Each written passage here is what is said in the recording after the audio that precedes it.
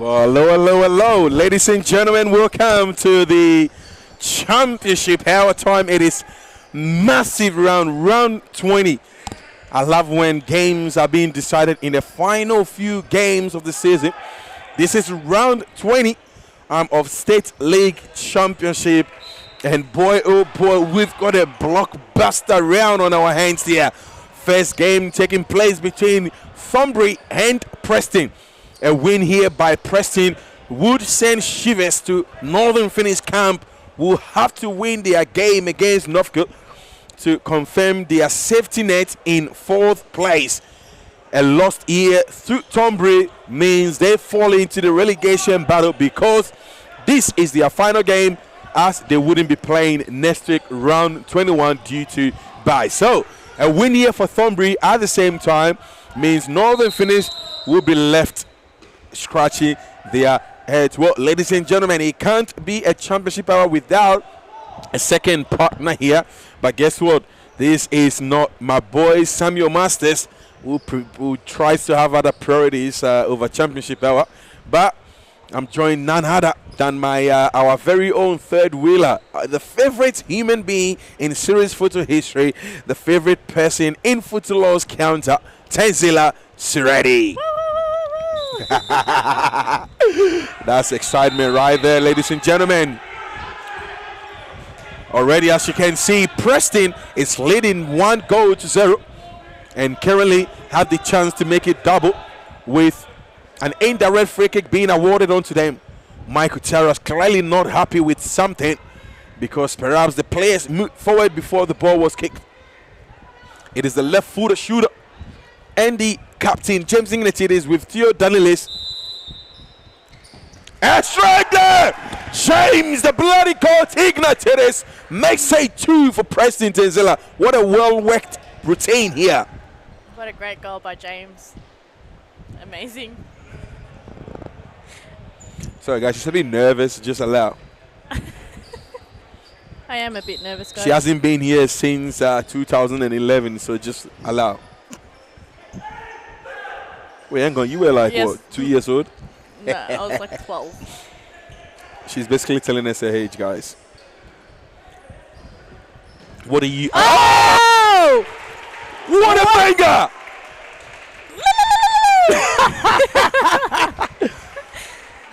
Thornbury responds after going down within a space of 10 seconds.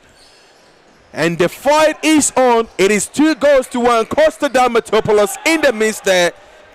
What a terrific goal. Douglas Lindbergh had no chance whatsoever in stopping that. That was beautiful, Joe. Tenzila still trying to get her head around this. I'm a bit short, so I can't really see the court, and I can't adjust the seat any higher. But that's okay. I'll just lean over. If anyone has any spare pillows, you might want to bring it over. Unfortunately, my girl Tenzila here is very short, apparently. But we'll try and find some cushions for her so she can see the game. Just give me a second. Some people call me a good commissioner, so that's exactly what I'm going to do. Find you a better seat.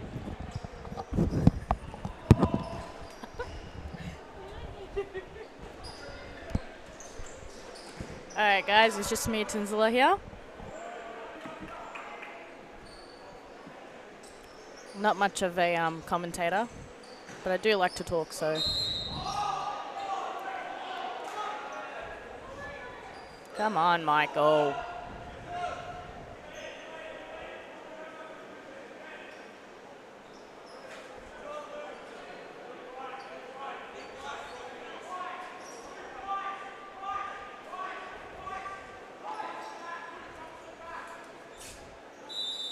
And it's, well.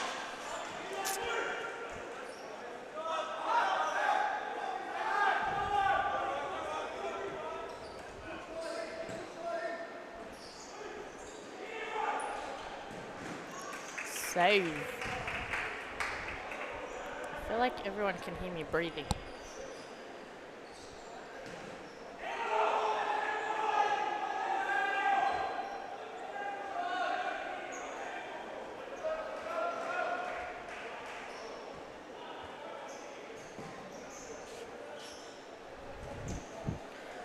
And Joe is back with a cushion to As promised. Unless maybe you need to do a knee surgery to increase your height a little bit. I'm not sure what's happening. It seems our screen is gone off. We apologize for it. The media team are working hard to try and bring it back. And here we are with it. 2 goals to 1. Have I missed anything? Not much.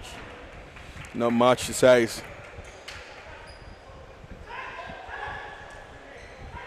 Preston on 4 fouls. Preston on 4 fouls as reported by TZ.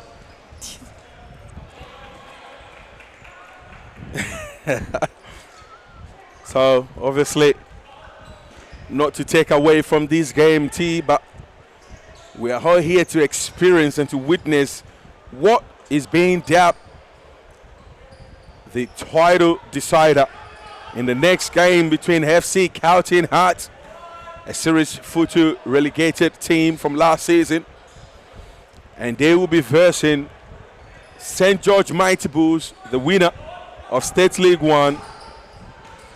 T, I know you love your boys, St. George, but what are your predictions here? Who do you think is going to come home with a win? St. George all the way, baby. Of course. She has no doubt whatsoever. St. George Bulls are going to bring home the win. But all I know is going to be a game of the season, a game to watch.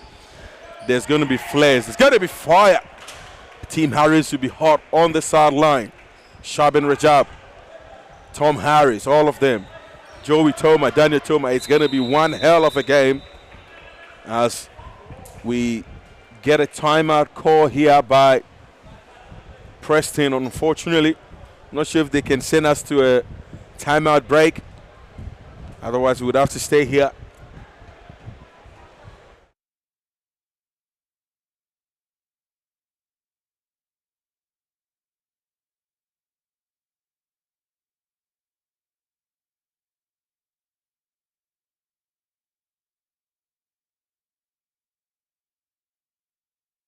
So it's his head. Keep hydrated, guys. It's hot out there. It is extremely hot. Let me check the weather here. It is currently 256 Fahrenheit here. 22 degrees at the moment. 22. Nah, I think it's beyond 22. In here it is, yeah, definitely. But I respect you, obviously. Respect How me. do you It's pretty hot. Yeah? Can't lie. You can feel it? I can feel it, yeah. Do you want a fan? You want to switch? No, I've got all these people. These are my fans. Oh, that's crazy. This is ooh, I can't say it. What? I can't say it. I can't say it, Tenzila. I can't say it. I'm sure you knew what I was going to say. Joe, the game's back on. 5 minutes and 20 seconds to go.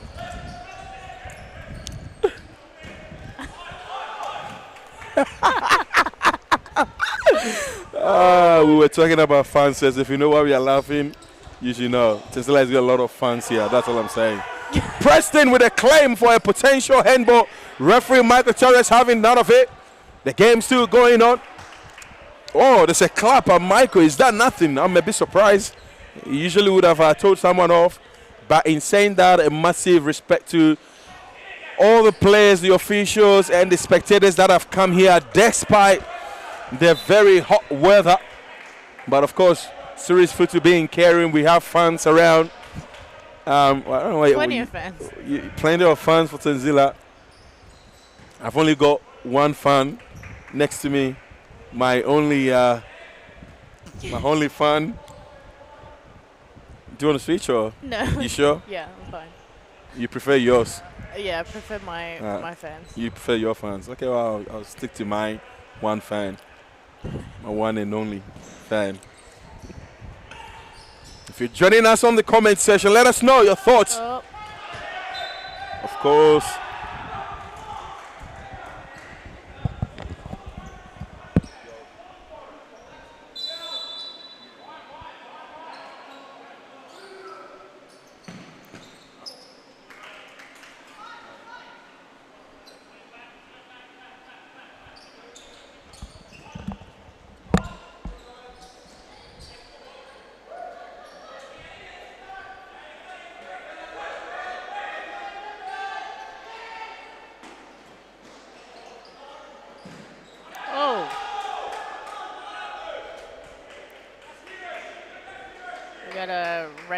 in this building.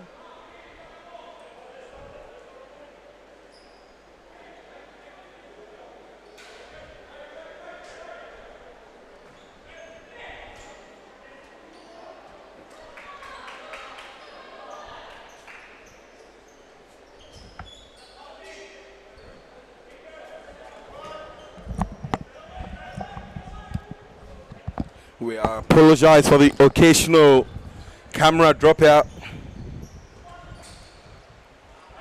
I think the camera must be feeling the hot weather.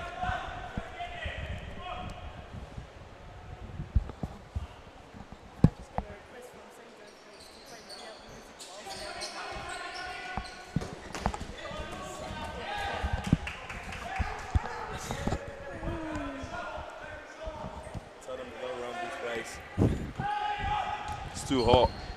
Oh, Daggy with a double save there. Passes the ball straight, taking that to this. Jankulovski making a comfortable save here. Oh, and the big man is here. Big man, she says. Now Nicholas is there. Working? Yeah, I know I'm on. We're talking. Guys, guess what? Sam Masters is in the building. Woo, woo, woo, woo. Fraud is in the building. Anywho, Taz is out. You can use that mic. Who? You. Me? Yeah. Yes, you. Who stole the cookie from the cookie jar?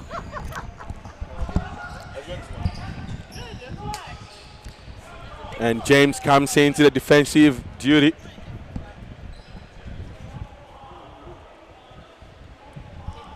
And straight away, Sam comes in and sits on Tanzila's cushion chair. Oh no, he doesn't like it. He's got a bit of height. Michael Tiaras. Oh, what a strike there by Pepper Boot, who has become. Oh, it is Pepper Boot. He strikes it so sweet and simple, right foot straight to the bottom corner. Jankulovski, all he had to do is grab the ball from his whole neck. As I was saying, Pepper Boot has become one of our only fans that we've admired. Is it on now? Yes. Testing, 1, 2, 3. We can hear you, Tenzila, very loud and clear.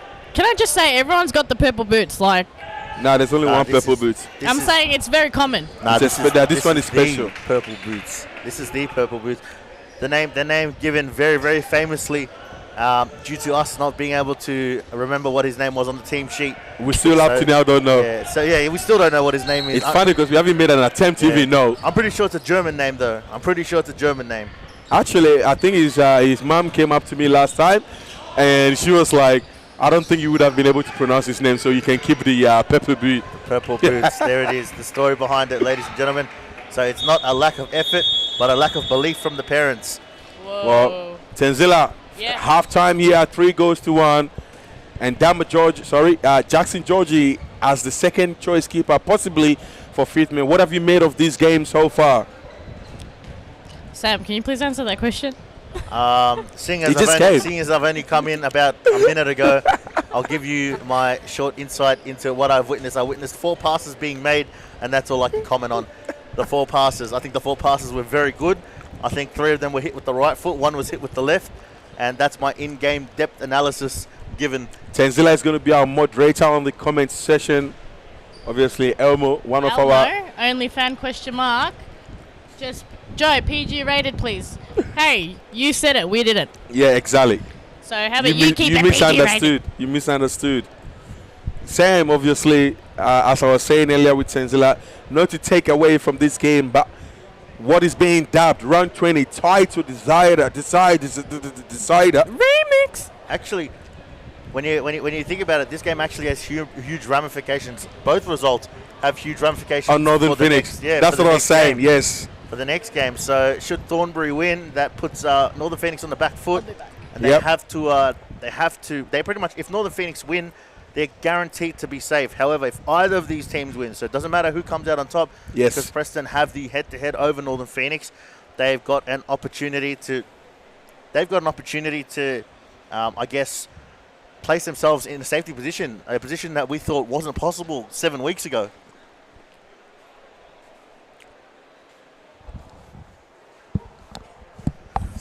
Yeah, it's a huge, huge game for Northern Phoenix here.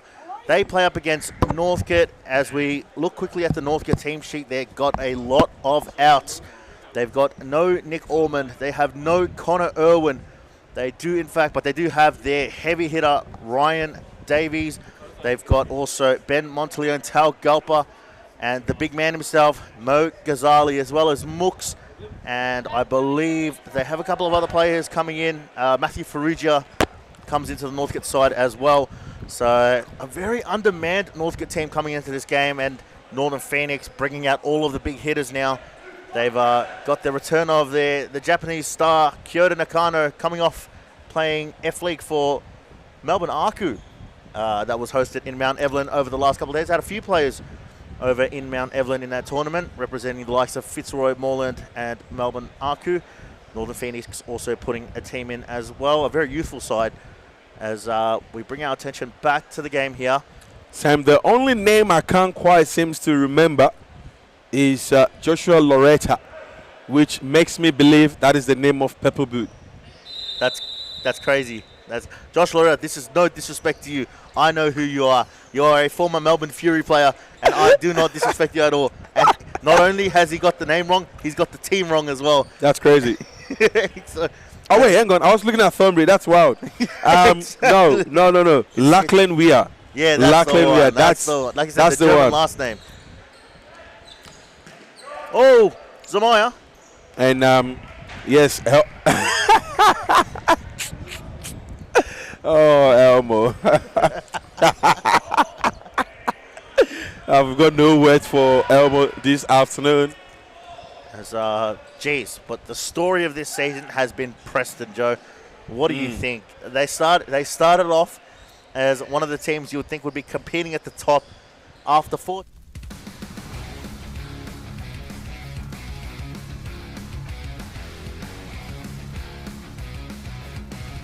That on purpose. So we're being sabotaged by our own media team here. We sincerely and honestly apologize. If it happens again, we would actually name it. Oh! Zaki Trainer!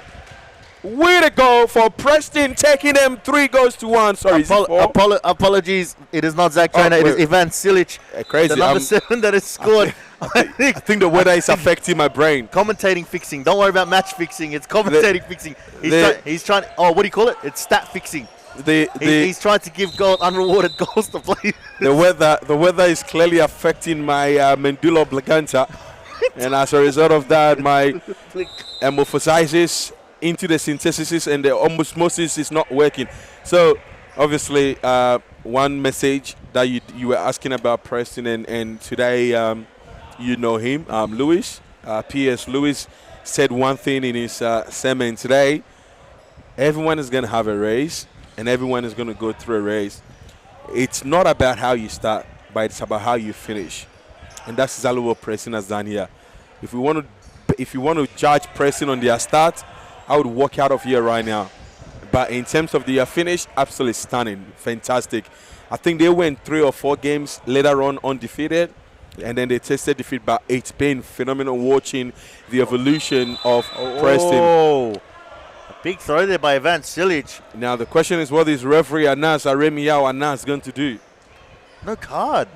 That looked like a reckless throw.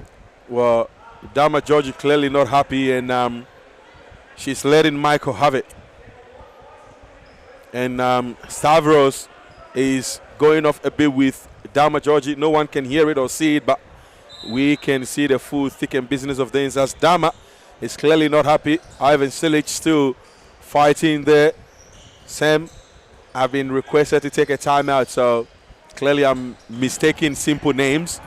I'll leave it for you to take over now. Unless you want to come to a timeout with me. Yeah, it's a double timeout. Double timeout. You know, back growing up, when your mom calls you and gives you a timeout, you face the wall. I didn't face timeouts. Of course, you wouldn't face timeout. There was something else. Not going to say what it was, but there was something else, and it definitely wasn't a timeout. I wasn't even done. Was the belt out? No. The belt wasn't out? Oh, no. I'm sure Elmo will understand the belts were out. You have to be more generic. You can't be that specific. No. I want to be specific. The belts were out. The shoes were out. The wooden spoons were out. They were all out. Everything. Metal. It doesn't matter. The wooden spoon. My best friend from the age of 8 all the way to 15. The age of 8? Yeah, cooking. You must be a privileged person. Cooking reasonings. No. It had to upgrade. I started wearing belts when I was 1. I had to upgrade from the plastic spatula. I wore belts when I was 1. Plastic spatula from 1 to 7, and then wooden spoon from 8 to 15. Wow, that's great. I love you, Mum. Junior, if you're listening, Sam is just calling out your mum, so just let her know. There's Konakov. Oh, there's a free goal. Oh, no! The Golden Boot winner from last season, Sam. An absolute blunder of a miss. Someone needs to get that award checked out right now. Someone needs to check the name on that award. Did it really go to the right person? That was abysmal. All he had to do, he just had to tap it home. Tap it home, walk it home. That's all he had to do. All he had to do is walk it home, like they do on baseball. I think he could have just picked the ball up and walked the ball into the net. Yeah, straight up. The ref wouldn't even care. This is, wow. Could it be the mental state that the Thornbury players are in at the moment? I don't know. There's a lot of pressure here, obviously. They need to win this game to prevent any possible situations. Well, I mean, if they don't win this game, then it depends on Phoenix to win or lose. It's over for them. Oh, yeah. Yes. It's over because head-to-head, Phoenix is above them. And they've got no more games. It's their last game. Yeah. So and the game now falls between Northern Phoenix hands, because should they beat Northcote later on, then that means whatever Preston does from now on is pointless. Yep, that's the point. So Preston will be hoping. But it gives them a chance to either go 5th or remain 6th, I think. Obviously, a very early afternoon game for championship, because our Series 4-2 women's have a catch-up game later on. And, of course, being prioritized for the later kickoff. This isn't the first time such things has happened. It's the 3rd time that we're going through this.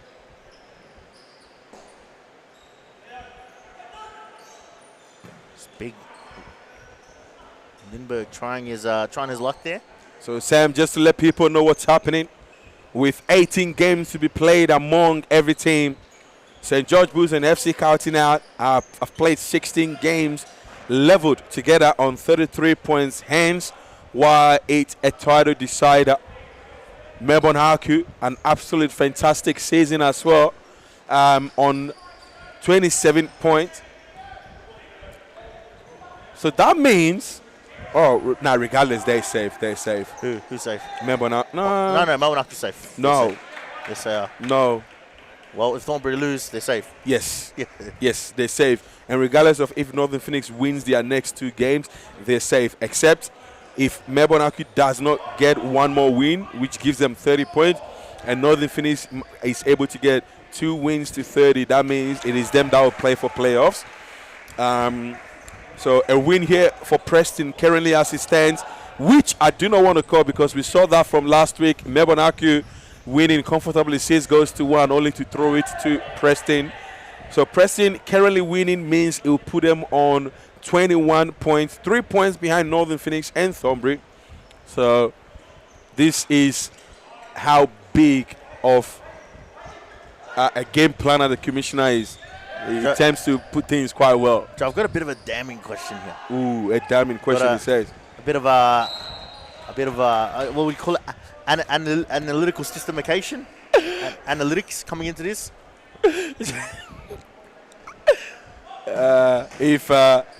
If your life is on the line and your only hope is Northern Phoenix, you might as well just start picking your casket, as Helmo said.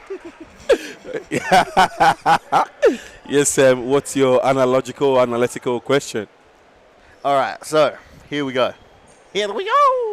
Anyways, so Thornbury, and this brings me back to another team with comparison, Paran. For those that don't know, before Phoenix became Northern Phoenix. They were known as the Paran Falcons. Right, now, Paran in their first season in championship, teams didn't know what they were up against. Paran had a sensational season. They ended up making the playoffs. They lost to Preston. Right? The next season, was it Phoenix ended up narrowly avoiding relegation. Correct? After beating Northcote in the last final game. Right. Now, the reason why I bring that up is Thornbury had such a good start this season. Right? They were top of the table by the end of round 7. And then all of a sudden, they started to drop a bit of form. So do you think these new teams coming into championship, because people put them as usually bottom 3. Bottom teams that come up usually come down. Or at least that's what the logic is for a lot of people. Correct? Mm-hmm. Thornbury first 7 games, sensational. I think they went 6 games unbeaten, top of the table, love and life. Teams have figured them out now, I believe. Yes. And now they're in a struggling position.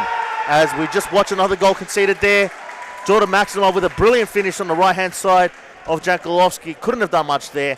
Couldn't have gone farther right. It was perfectly hit, perfectly placed. Nothing Jankulovski could do there. Unfortunate. Again, we're not gonna call closed curtains on the results so far, but it's getting close. Anyways, so saying that, Thornbury have struggled over the last 10 rounds, you'd say. So is there this thing where whenever League 2 sides or League 1 sides come up to championship, especially those that haven't played in championship before, the mainstays for championship, they tend to struggle against them a lot? Is it mainly because they don't know how they play? Is it a different style of play coming in? What are your thoughts behind that? I think it's experience. Again, look, I'll go back to the comment I made about, everyone being given a fair opportunity. Peter would say the earth rotates its axis and force on the latitude and everyone gets an opportunity. So when you have an opportunity, that means that, So again, just basically what I'm saying is, it's not about how you start the race, it's about how you finish the race, right? Now they've come in hot, fire, underdogs. And now we've seen the likes of Jankulovski, scoring bangers left, right, center. We've seen, I believe, Luke Powley and Skonakov having one of their best seasons yet. Unfortunately, I think it comes down to lack of, experience in a sense. Because now, all of a sudden, not only are you playing in a league where you can dominate, but you're playing in a league where teams start figuring you out early and then being able to know what your game plans are, okay? And I think that's what's happening with Thornbury. And look, I'll say the same thing about this, right? Because when you were asking that question, I was going back into the record book and I was looking at Melbourne Arcu, right? In Melbourne Arcu first 9 games, they've already lost 6 games.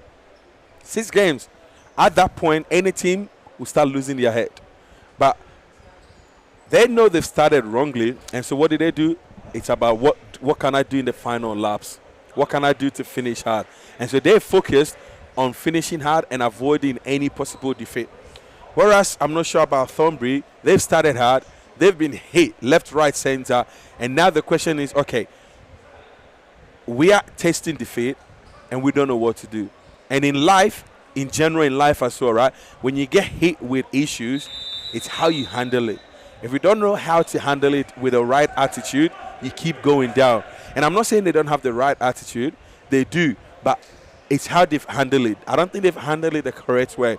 Because it's gotten to a point where they've not now trusted Jankulovski. I don't know if it was because of injury. They've brought in at least 2 other keepers, including Moe Fatia, who hasn't had the best of TM. There was a game where he was good, but there was a game where you were questioning, okay, what is he doing?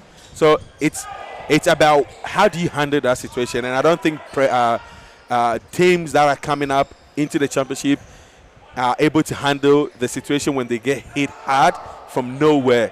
And I think this is why, like business, you have contingency plan. You need to be able to switch on that contingency plan when you are facing issues. And unfortunately, most teams do not know how to do that. Thank you, Joe, for your in-depth analyticals on the question I just asked. We don't get paid enough, do we? No. we're specialists. And analytics, that's what we are, analytics.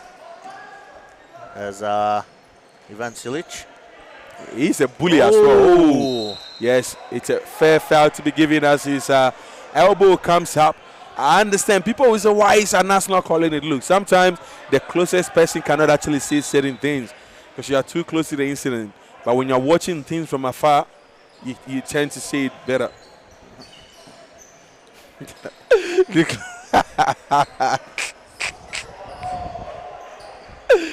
Oh, Parthimos.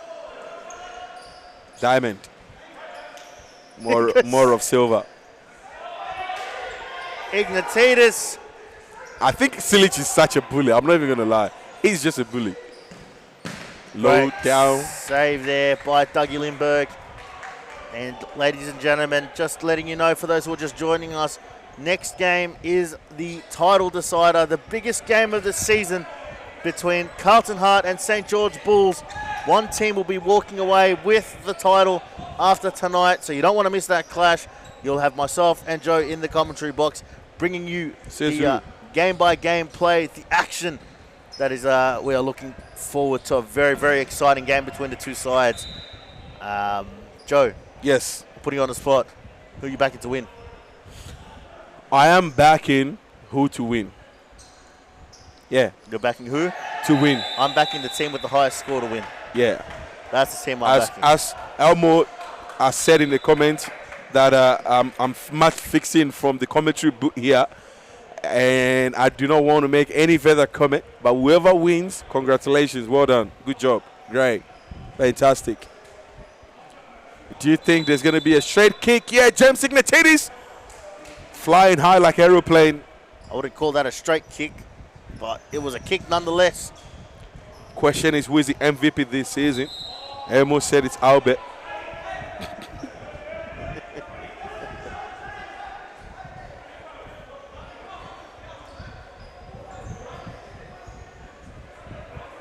The crowd, Sam, are beginning to fill the stadium.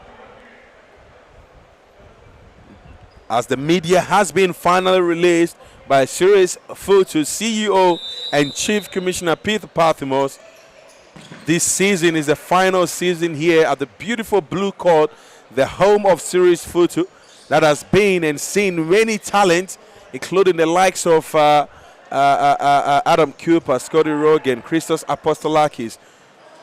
I was sneaking Bruce Roslin there as he's played for Vic Vipers, Moreland, Brunswick. He's been all around there as well. Seen the likes of many people. Helvis Kamsoba,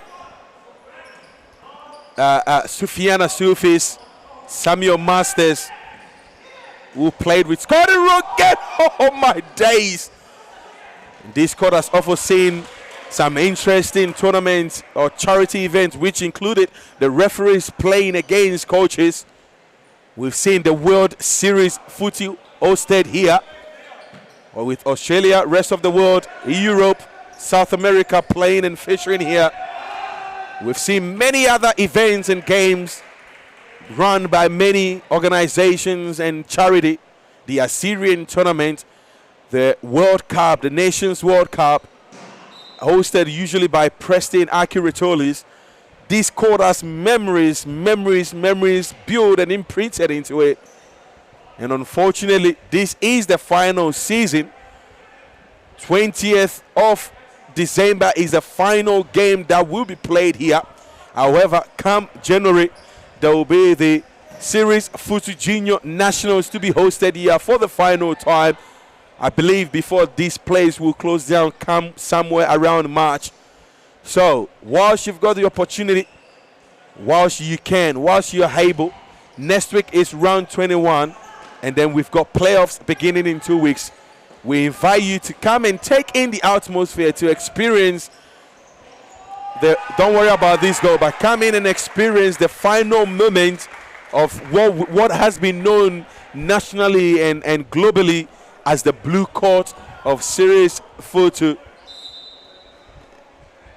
This is going to be a very tough moment, as it's already been, as a lot of memories, Sam, has been held here. Oh, yeah, it's so many memories. I could also say, sorry to call you, but Championship Hour started here. What is some of the things that you can bring here, Sam? Oh, where do you even start? Yeah. There's been some phenomenal games. Phenomenal games. We go back and simply the El Clasico, Fitzroy Mall, and the countless battles they've had here, and the crowds coming in, especially for those first few seasons, especially that one game, the infamous Josh Allen moments that had the crowd on their feet. It's memories like that you look fondly upon, and you realize, and you realize just how much of a special. Just how much of a special place this venue holds in people's hearts, people's minds. But then obviously exciting times going on to a new venture. Bigger things. Obviously publicly announced by the commissioner and Serious Futsal. So very exciting times as well. But obviously with those exciting times, we look fondly back in the memories of the countless people that have stepped foot on this court. And the pleasure that the crowd has had to watch such a exciting game be played out here, Joe. Yeah, absolutely. Of course, where there is positive, there's negatives. And, of course, we've been unfortunate to have some incidences as well, including myself having suffered an ankle break here, unfortunately. There's been few players that have gone through the surgery needles. There's been some infamous yellow card and red cards, including the likes of Hugo, the referee, giving red cards here, left and right. We remember the infamous Pascoville game in series when they were relegated into State League Championship, and Michael Taras giving yellow card like he was giving concert tickets to Kevin Hart. So there's been free. There's been there's been some quite hefty suspensions here. People have been upset, breaking change rooms. We've got a whole lot and heaps of memories built here, both positive and negative. And we are going to miss every single one of them. And in saying that as well, Sam, there's been infamous teams that have come and gone. We look at the Thomastown. Do you remember the Thomastown boys? We also had Melbourne Fury as well playing here. There's been a lot of teams that have come and gone. Perrin Falcons, of course, eventually being taken over by Northern Phoenix. Probably the biggest one, Joe. The Baldwin boys. Baldwin, yes. Baldwin coming in and no longer being a part of the league. Who else? Who else have we got? There's a few teams. Richmond merging with Melbourne Athletic. Yes. So it's a form Richmond Athletic. Yes. So many changes. And of course the then Pascoville boys, Aiden and Albion Chachi with their Premier League team. Was it Northern Eagles or something? Northern Eagles or something? Yes, Northern Eagles. There's been a lot of memories imprinted in here, and as a result of that, we're forgetting the biggest one. Western Wolves to Western United as well. Obviously, Campbellfield as well. And in saying that, we would like to give a massive shout out to every single team that has played on this blue court and made all this history and memories. Ravenhall Raptors, South Melbourne, Kensington Eagles, Immortals, Melbourne Crescent, Metropolitan, Thornbury FC currently playing Preston, St. George Bulls and Carlton to be playing next, Northcote and Northern Phoenix, Melbourne Evolution Women, Northern Phoenix Women, Preston Women, FC counting out, Melbourne RQ, Heidelberg, obviously, Western United, Easton 1-0, Fitzroy also coming in. And we've got many more other teams playing within these North City Wolves, Rasbeck Park, Point Cook Wolves, Melbourne University, Greenvale Gorillas, Bulleen, Northern Tigers, Richmond Athletic, Babylon Lions, Easton 1-0, Thullamarine. We've got the Darrimont Dragon Boys, Tottenham Vikings, Glenroy Gladiators also in the midst there as well. We've got the youth teams as well. Women Division 2 starting, of course, Altona, Fitzroy, Moreland, Western City. All the teams that have played there, and I hope I haven't missed anyone, but we really appreciate all the memories that you have given us here, and you continue to give us, of course. Is it it? is. Easy for James. Egging up loaded. Here it is. Easy goal, easy win. I think it is fair to call it here. There's no way for Thornbury to come out of this. And that'll lock in Thornbury's place as a relegation playoff side. Preston still with an opportunity to get out. With one game to go. As we come into the last minute and a half of the game. Bruce trying his luck. That's that shot there has pretty much summed up Thornbury's day today.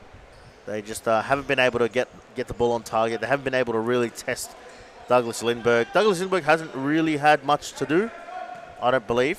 What do you reckon? I don't think he's had much to do today. Obviously, we all know Championship Hour is a family-friendly sport. And, of course, I hope Douglas doesn't take this personally, but I think we might need to start finding an adult diapers here. Every time Dougie goes down, we have to wipe the court.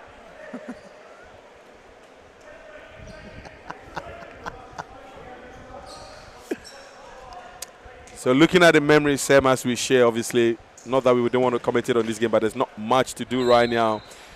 The infamous I reckon, over 1,000 of people combined. Actually, no, it was 1,580 something spectators that have walked through the doors when St. George Bulls was in State League 3, I believe.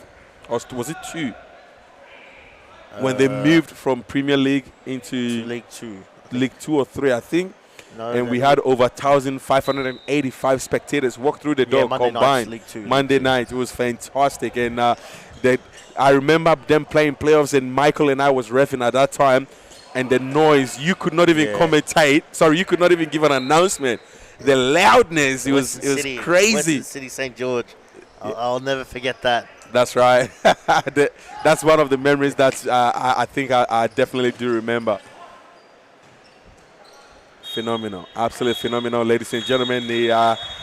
This game has come to a conclusion. Preston wins comfortably. 7 goals to 2.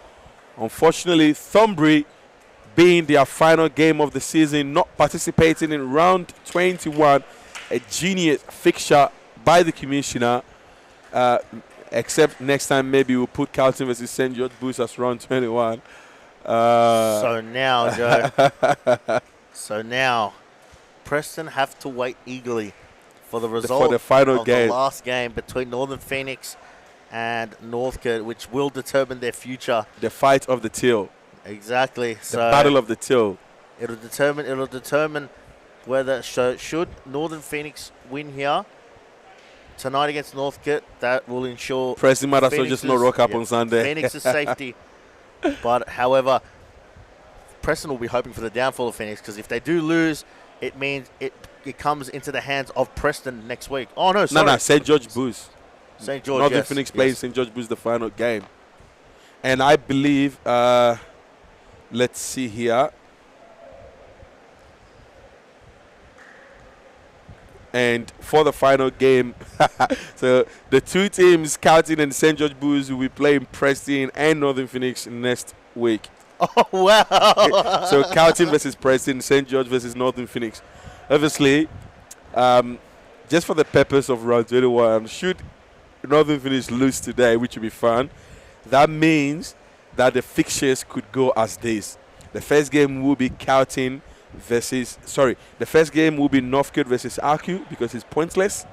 The second game will be Preston versus Carlton because a win by Preston there will put pressure on Northern Phoenix versus St. George Bulls as the final game of the season. That will be insane. Speaking about insane, this clash right now, Joseph Ocon, give it to us hard.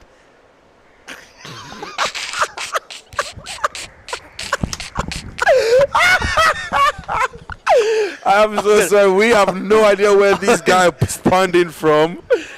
But one thing that I've already noticed is Shaban Rajab, although wearing a different jersey inside, Shaban Rajab is going to be playing as the second keeper. St. George Bulls bringing a fully stacked lineup, Joe. This For the first time in history we've seen, actually. They're going to bring a full bench. The Japanese Gio Stelitano in there as well.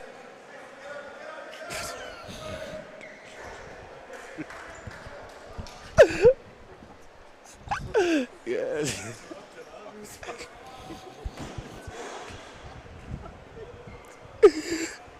Nicholas Pathias. Brandon Jamu ready to go. Sipping some ice chilled water for the weather. Joey Toma, Gio Stelitano, David Yakub, Ashin Isak, Jason Hishak, Herkan Berakli, Joey Toma, Simon Oraha. Am I missing anyone? Billy Sassin. All ready to attack for the mighty Bulls as self-acclaimed. We go live. We are live, but we will be starting very soon as the referees probably plans to change their orange jerseys due to Calton's goalkeepers wearing orange. Shaben Rajab, Joshua Piovirenti, Alexander LaRocca, who is the Golden Boot winner, despite Calton coming last. The Golden Boot winner for the youth. Victor Cruz, Dave Faria, John Nicola Kudis, Aman Dawood, Matt Jeramingos, Lucas Hogan, Benjamin Harris, and Tom Harris. Ultimately, it is Calton Hart featuring the youngest squad, I think, in the entire championship season. Alex LaRocca, Dawood, Matt Jeram, Lucas Hogan, Ben Harris, Tom Harris. This is going to be blockbuster, Sam, and I am definitely guaranteed here to have some friendly fires here. And I think it is going to be a physical affair.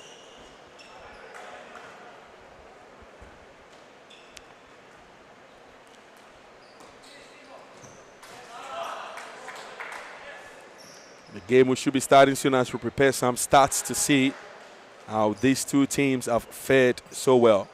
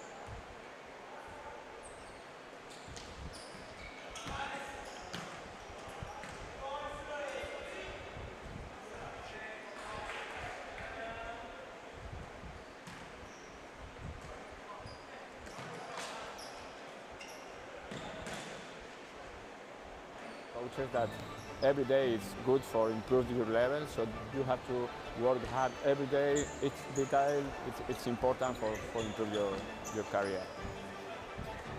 The group is the key of success. If you don't have a union group, you can win some matches, you can win some tournaments, but finally you don't win the World Cup or you don't win the European Championship. You need a strong group and everybody go in the same direction. The futsal is totally different than in Europe or in other countries. I think there are good levels here in Australia. There are good players, so they have to work hard. And maybe in the future Australia is in the top.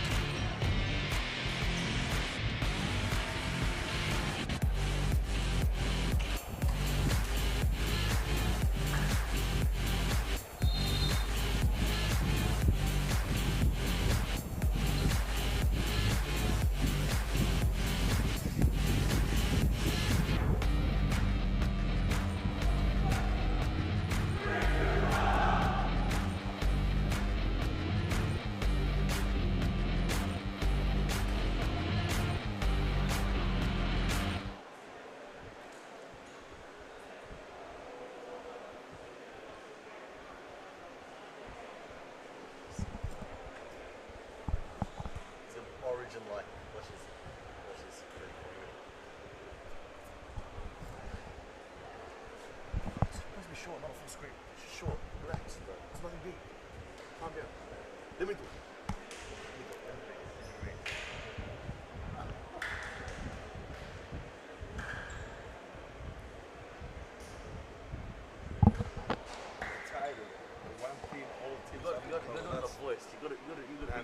I'm doing it. Ladies and gentlemen, welcome back to the Championship Hour as we have St. George and Carlton Hart come into the... I believe we're going to have a minute of silence here. Well, we will return with our commentary after this minute of silence. Ladies and gentlemen, join as the referee blows the whistle.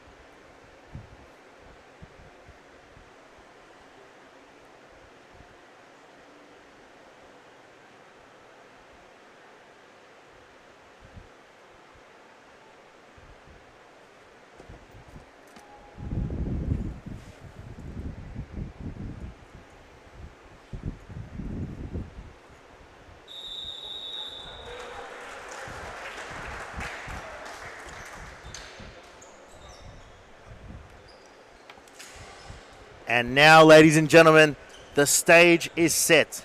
The title, the one thing all teams have in common, the peak at the top of the mountain. It's what we as spectators die to see our teams lift come end of the season. 2 teams, 1 trophy. There's no other feeling like it.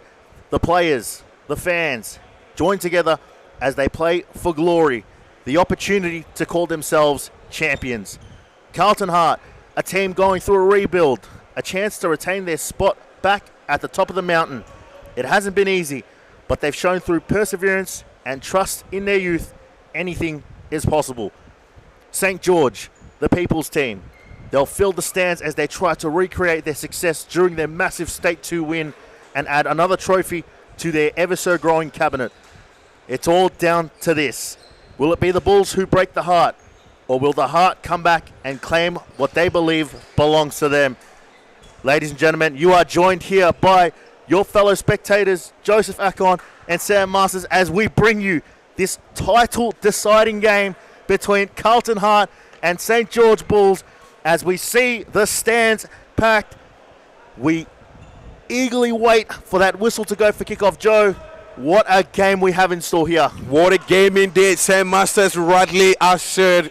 Sam, we've already experienced and witnessed an intense season, a 21 round, a 21 weeks, an 18 game to be played by each team. And already both teams have showed an incredible skill, tenacity, and literally heart.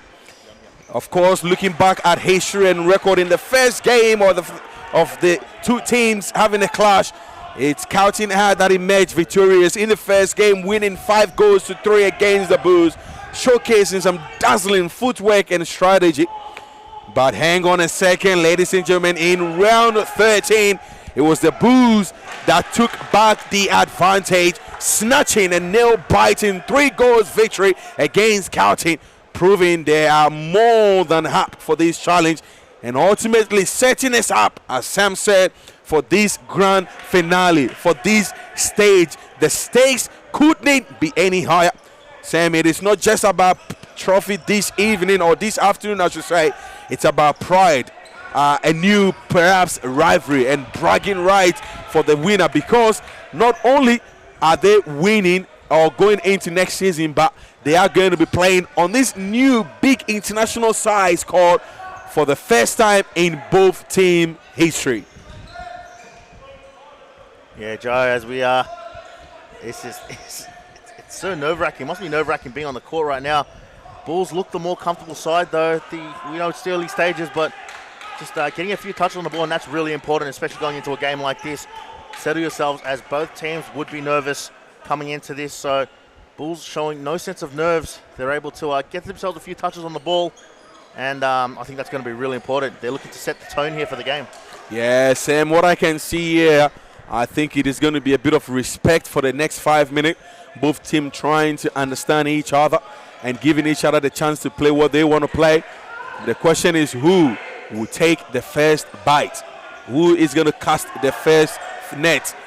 I saw earlier on before the game started, Sam, after the 1 minute silence, the referees, Michael Charas and Nejmi Ozulus, is bringing both captain and both managers into a little a circle, having a chat with them and understanding the importance of this game, and of course knowing that there's going to be tension so high as Melbourne weather, speaking to them to make sure they are calm, allowing the referees to do their game.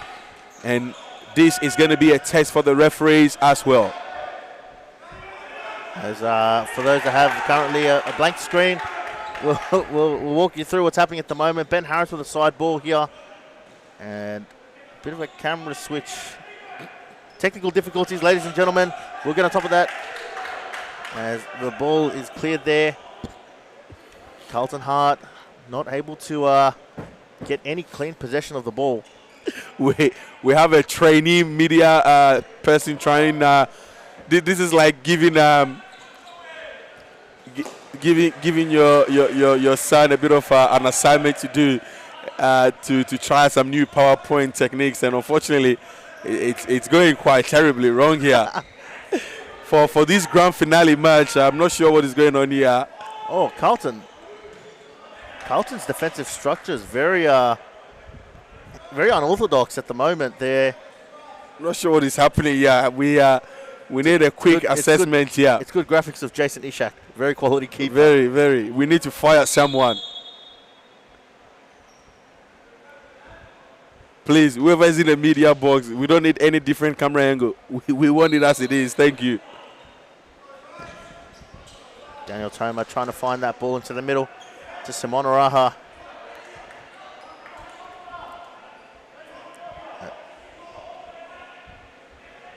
Simon Araha, his shot is blocked there by Ben Harris.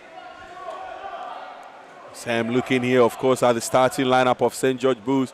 I think it's more of a pace team here. To see Billy Sassy not starting is quite something that we haven't really seen this season. But of course, given the season that is at Tom TikTok Harris, Jason Ishak, possible goalkeeper of the season, would you say, Sam? Yeah, definitely. He's been one of the more consistent goalkeepers in the league, and yeah, it hasn't been too many better than him this season. He's also got a very good, decent record for goal scoring as well, especially that goal against Northern Phoenix, that absolute rocket into the top corner. Northern Phoenix seems to be copying some bangers. As we have a corner here. Yeah, he's been one of the, I wouldn't be surprised if he comes away with the Golden Gloves. He's definitely picked out as one of the favourites to win it, and I think winning the title will definitely increase his chances. So it will definitely do more good than harm for his. But I think MVP is going to be the really interesting one. Yeah, I think there's definitely a few people in the running for it. There hasn't really been a clear-cut dominant player, so I'm really interested in the decision of the MVP for championship. I think there's been a couple, but a couple of them have also been ruled out due to indiscipline issues. An MVP, the most valuable player, has to have a good character as well. The Ballon d'Or will tell you Vinicius did not win because he didn't have a good character on the pitch. So, same concept. Alex LaRocca does well to turn Joey Toma there. As David Yakub comes to the court for Simon Araha. Speaking about David Yakub there for a moment, Sam. Obviously, the first, 14 games hasn't really been his good luck. And all of a sudden, there was a point in time where he was given a chance because of lack of numbers for St. George Bulls. He took it, and now he's become one of the names on the team sheet. Stunning views all around the stadium here. Spectators left, right, center. It's a crowd, ladies and gentlemen. It's been a while since we've seen this, but nothing will beat, again, as Sam said, the Moreland versus Fitzroy 2 or 3 seasons ago. Great when read. Josh Allen scored that 3 goals. Great read there by Polverenti. Just it's been all St. George at the moment, Joe. Carlton really struggling to get themselves into the game here. St. George looking the more comfortable side out of the two. As Yakub tries to take it around Ben Harris, that would have been really dangerous. This is the question. Is either team ready for the big court? Yeah. Carlton, perhaps have been there before. Obviously, they've played. Carlton have played some big stage, and we know SFA and all of that. They've been there. St. George Bulls will absolutely struggle. Hang on. They will struggle if they go on a big court with the attitude that they've had for the last 7 games, where they've only had 1 sub or even barely any sub. Oh, yeah, you'll definitely get punished. They will struggle. Look at St. George, the way they're just able to mobilize numbers as soon as there's any threat towards their goal. You would think just going off the first few minutes that St. George Bulls were running away with the title, but just Carlton, I think Carlton just allowing themselves to soak up the pressure. But at some point, the Bulls are going to keep knocking, that door's going to get kicked down one way or another. So I think Carlton really, really have to re-strategize here. Ooh. As it's looking really dangerous for him, Joe. Oh, it was indeed. Gio Stelitano. I think he's had a fantastic season as well. I think definitely one of the candidates for MVP. I think he would have increased his chances had he not suffered a minor injury, which has put him out for a couple of games. So I think that definitely hurts his chances, but definitely one of the players I'd recommend would be in the running for MVP. Whoever is in the studio, we are being asked, please don't change the camera angle. Yeah, I think one of the other players that was here we go. Tom Harris, Polverenti. Oh, unable to connect with it well there. Kicks it straight into Tom Harris. One of the players that was highly anticipated to win the MVP, Marcus Fernandez, unfortunately, despite their position on the ladder, will not be able to win it due to his... What a ball. Come at the hour, come at the man. Sam, it is none other than the shortest player next to Ekan Barakli. It is David Yakub with the first banger of a goal. Fantastic touch and an even brilliant finish. Oh, let's not talk about the touch of the finish. Let's talk about the pass there from Jason Ishak. Able to just lob that across. Lucas Hogan holding the middle of the pitch. Oh, almost there. But it was perfectly hit with precision and power. It wasn't hit too hard, wasn't hit too soft. Gave David Yakub the perfect amount of time to settle himself. Carlton giving him too much respect and space there. Can't allow him to get back. Would you say Ben Harris should have been there? Should have been there earlier to cut that off? Because 100%. I think with the way Carlton are playing, they're looking to go with a 2-2-1, a 1-1-2, whatever you want to call it. I think they're being more reserved. Lucas holding that middle, the middle part of the pitch. So you got Ben Harris playing behind him, Lucas in the middle, and the two up top that are covering obviously both of the players that are playing out from the back. Haven't seen aggressiveness from Carlton yet. Obviously, there's a shout and claims of foul on Tok Harris. Stelitano, another purple boot. I think the referee should be wearing that. Stelitano looks to direct the run there from and Carlton. Their nervy start has been punished, and St. George, their strong start has been rewarded. And this is the one you wanted to get, Joe. You wanted to be the first team to get on the board, and St. George have done exactly that. Have really piled on the pressure to Carlton now. Again, it's a first yellow card. Imagine not even having to touch the ball, you get a first yellow card. He was a bit too eager to get onto the pitch there. He was a bit too eager to get on there, Joe, and he's been punished for it. Could that become costly? Could he potentially be one unnecessary yellow card? It is indeed costly. Imagine your first, you're not even having a first touch. You jump and you get a yellow card. Your first touch of the ball, and then you end up getting a second yellow card. But again, that's unfortunately the nature of this game here. As they are yet to introduce De Faria into... Oh! First touch for Billy Sassin. He has set 2 records in the space of 10 seconds. He jumps on for the first time in the game, receives a yellow card, and his first touch of the game scores a banger. Billy the Goat Sassin. There we go, Joe. We talked about it. I think you might have listened to some of the comments that were made about him last week, about him... To be fair, I got told he did. I got told he wasn't entirely happy with my comment, giving it to him. I said, I don't get paid to be here. I don't care. If you want to take things personally, well, there we go, Joe.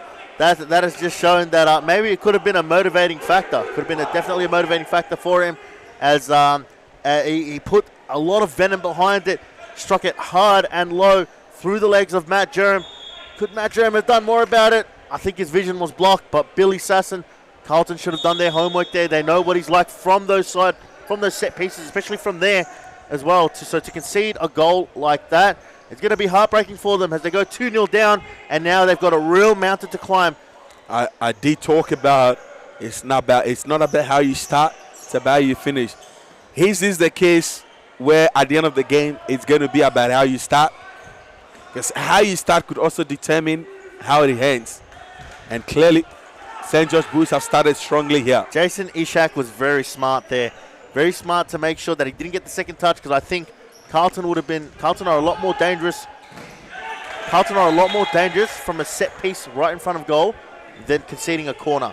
So Jason using his brains there, obviously realized that so long as it doesn't hit the goal, so long as it doesn't go into the back of the net, he was more than happy to let it go out for a corner.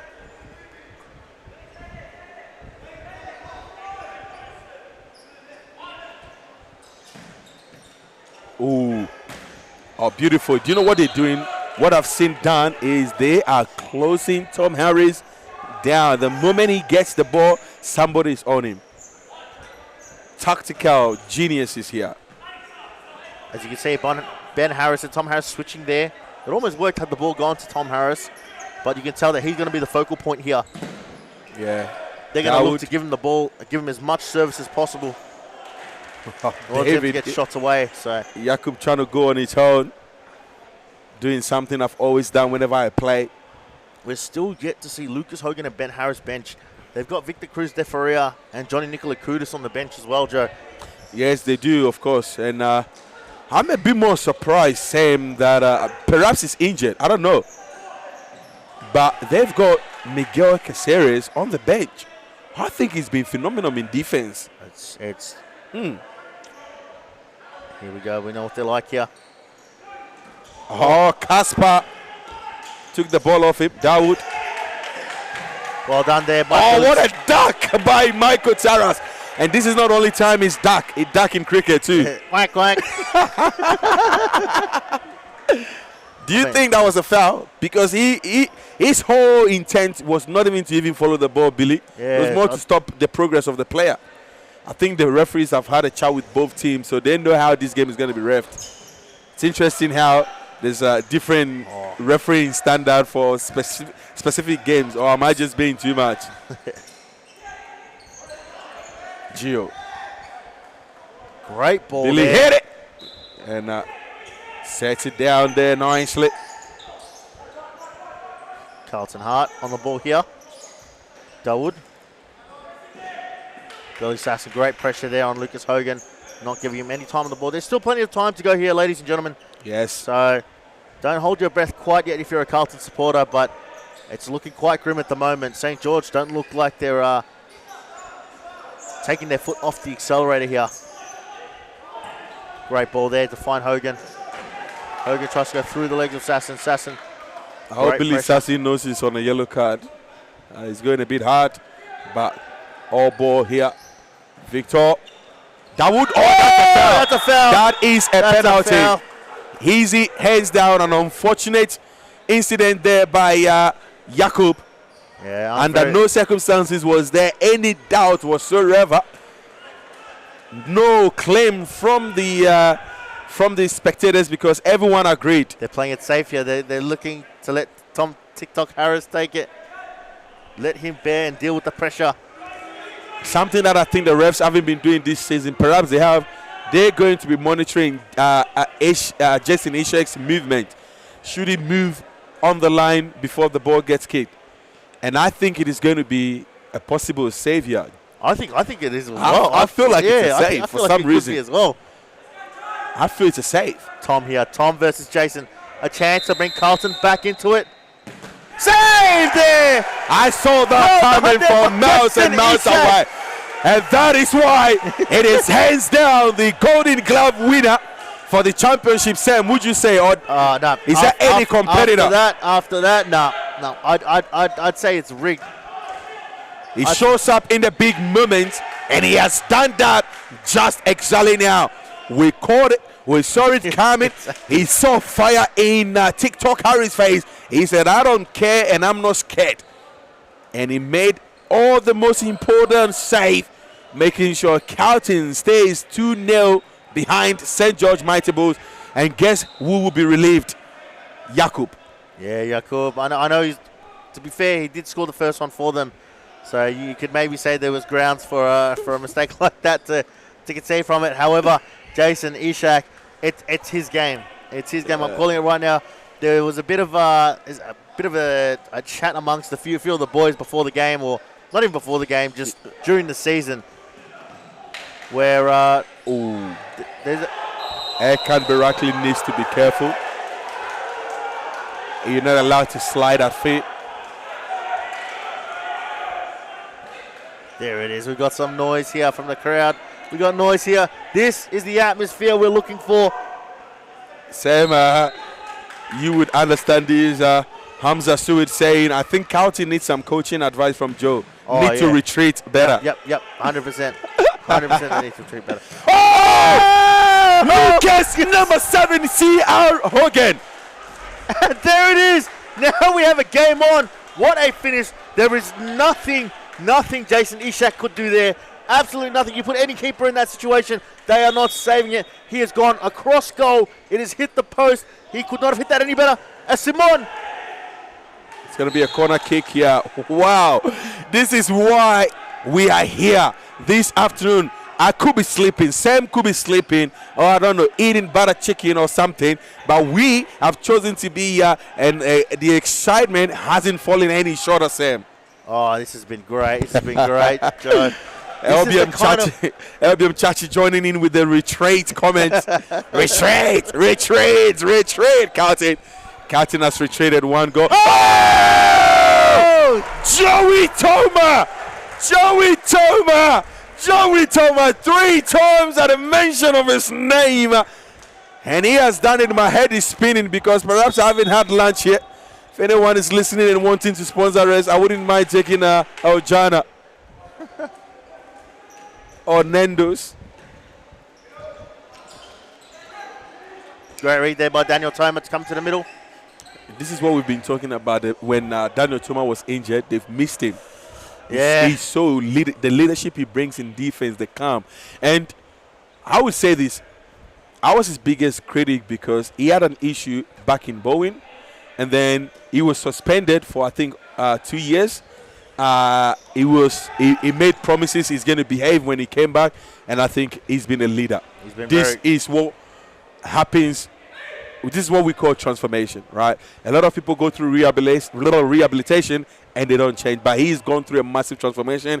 And he's been so calm and good to watch him on a daily basis. So calm there. Daniel Toma did well to get out of that sticky situation. Oh! He nearly did. I'm not going to get in trouble for saying this, but he nearly did a Daniel Baker there. Yep.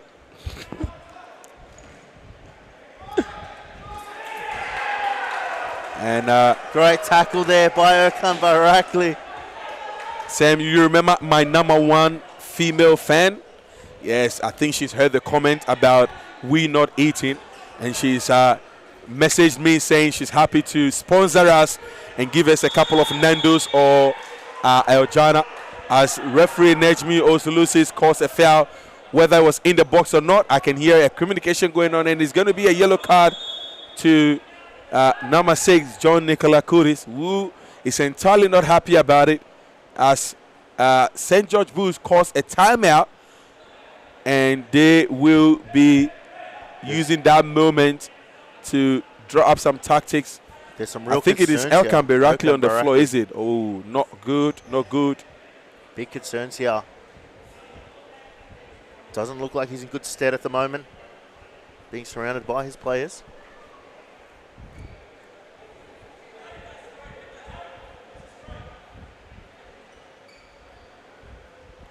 So Sam, just quickly whilst we go on a timeout break here, what would you like? Because our female #1 sponsor is willing to sponsor us some Eljanas and Nando's. Oh, I'm good there. I wouldn't mind those barbecue ribs that they've got going on there. It's very, very nice. And some paella.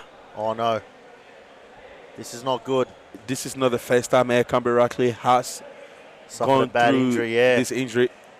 And I think this season he's a massive shout as well for MVP, I would say. And he's picked up a very bad knock here. That's not the sight that we are hoping to see. As I can see here, the referees are assessing the video footage. Of course, there's no VAR, so regardless of what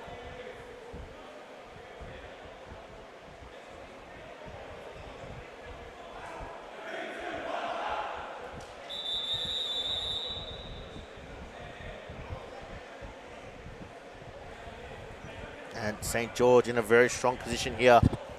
2 goals up. wishing Elkan Barakli, hopefully he will pull through that little knock there and jump onto the field.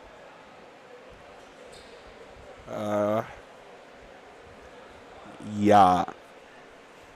But this is a great opportunity for St. George to create even bigger breathing space between them and Carlton Hart to go beyond 2 goals, which means Carlton Hart are going to have a lot to do in the second half.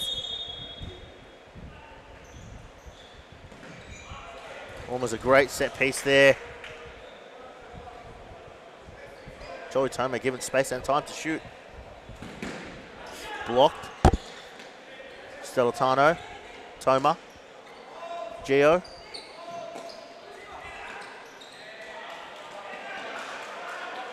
There's Nicola Kudas, just safely shepherds the ball out there. This is really, really dangerous for Carlton. I think Carlton really need to get one before half-time, just for momentum. Yeah, and there we go. Stellatano. Simon. Oh! Joey Toma asking for corner, but the referee says it's a goal clearance here. Hogan. LaRocca. Can't get a clean touch on it. And now the chance for Carlton to... Oh, that's a risky move there. That's a risky move there. Oh! Where did the ball pass? I have no idea. I think Daniel was in front. So LaRocca couldn't get a clear touch on it. But that was really dangerous, and I think that was that's a real here we go. St. George got lucky there. Again, just looking to go long now. Carlton not opting to play from out the back, just looking to go straight to their target. Simon. Hogan. It's a great challenge in. And Victor Cruz. Challenge there by Joey Toma. Brilliant pressure.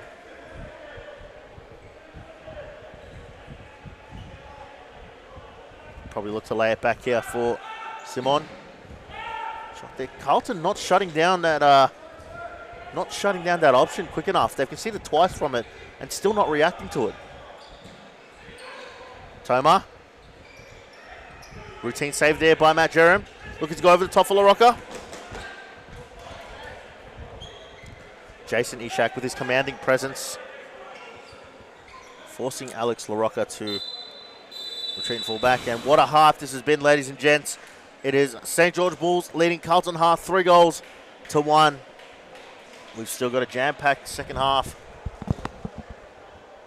We'll take a quick hard break and we'll be right back after this.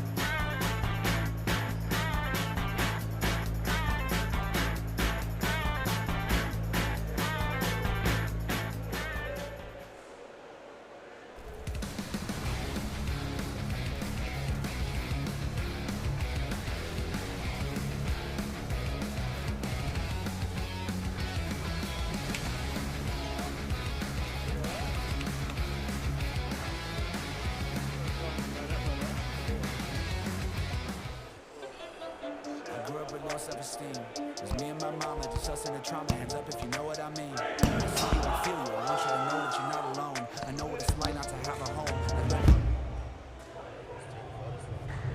On the boat, feel like I live in the end zone. I'm the one leading the drives. I'm riding down in a benzo. Red, I'm being charged of my own fate. Left the excuses behind. Now the illest, violentest alive. I took the pain and I fight, but look at me now.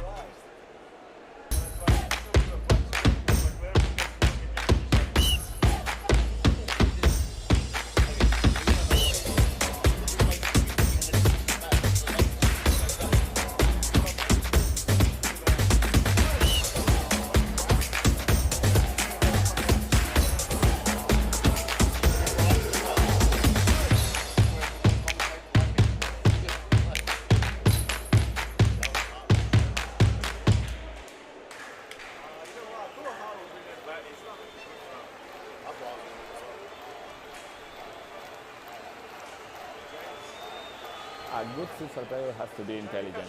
It's the most important quality in a futsal player because in futsal play is very fast, and you have to think really fast. You don't have time, you don't have a space. They have to enjoy the game. This finally futsal or football or basketball or tennis, it's only a game, so they have to enjoy. If they don't enjoy the game, they don't improve. No? They know that we know as coaches that every day is good for improving your level, so you have to work hard every day. Ladies and gentlemen, welcome back to what is the championship game here, the title decider between Carlton Hearth and St. George Bulls. You are here with the second half with myself, Sam Masters and Joseph Akon, the championship hour duo. Joseph Akon taking a bit of a potty break.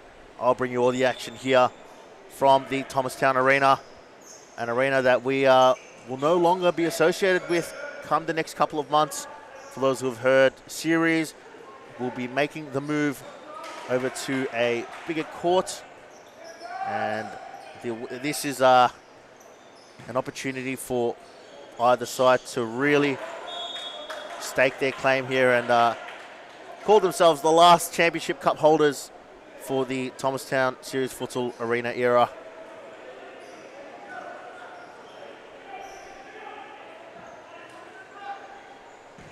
Tom Harris, great save there by Jason Ishak.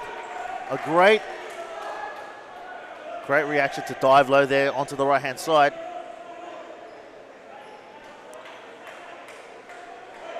As Matt Jerem tries to go along there to find Poverenti. St. George really dominated that first half, having most of the possession, especially in the early parts of the game, getting himself settled in, scoring the first goal through David Yacoub, and then scoring almost right after that through Billy Sasson, before Carlton replied through a beautiful strike by Lucas Hogan, before Joseph Toma replied with a left foot from a sideball set piece. And St. George won't be looking to be scoring any more goals anytime soon. They'll look to just hold the lead here.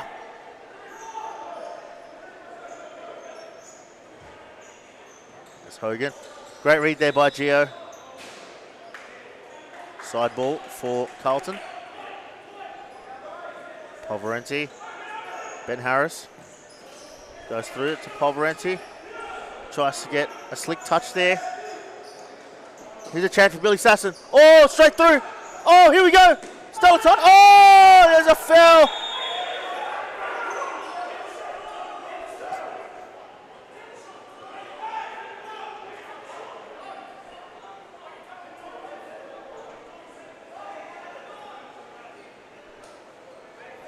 Stellatano fouled there. And this is a great position for Stellatano or Joseph Toma to step up and strike one home here. Extend it beyond 2 goals and have the biggest lead in the game. You can just imagine the roars from the crowd should the result remain the way it is. Joseph Toma. Great save there by Matt Jerem.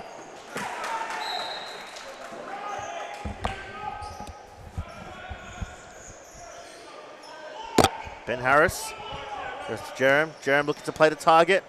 Tom Harris trying to play it across the Polverenti. And St. George just happy to just watch that ball stroll out. As Joseph rejoins me in commentary. I was always here. You just didn't see me. I'm invisible. Ben Harris. Polverenti. Billy Sasson now. A chance. Hogan. Tom Harris. Polverenti with a strike. Unable to amount to anything there. As again, they're looking to set up with Hogan covering the middle. I think they're trying to double man Billy Sasson here. Sasson plays it back to reset. And now press here from Polverenti and Tom Harris. Joey does brilliantly there. And Ben Harris just clearing that ball away.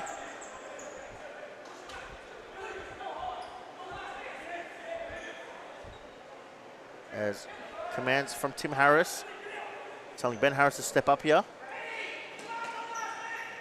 Oh, there's a pull there. That's a red card.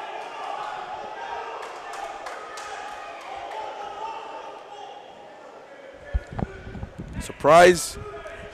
They haven't given a red card unless there were defenders there. I think there were defenders in front of him. Oh, yeah, there was a 2v2 situation there. He's very, very lucky. Otherwise, we were going to sing the na-na-na-na. Hey, goodbye song to him. Free kick. Nicola Kudis. Tom Harris. Blocked Tom Harris. Blocked there again, versus Jason Ishak. Oh, smart move here. Any other keeper would have been rushing to clear it off.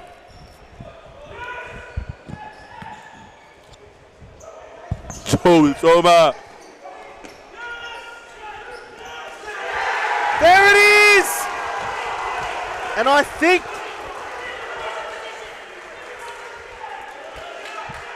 Put their name.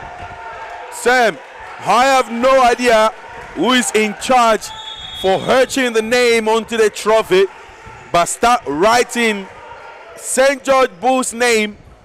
Are they going up, Sam? Still series photo, man. Even if they are not ready for it, we know the crowd is going to be electric. Something serious photo has been missing for a while. calls for Asen Ishak to make an appearance on the court.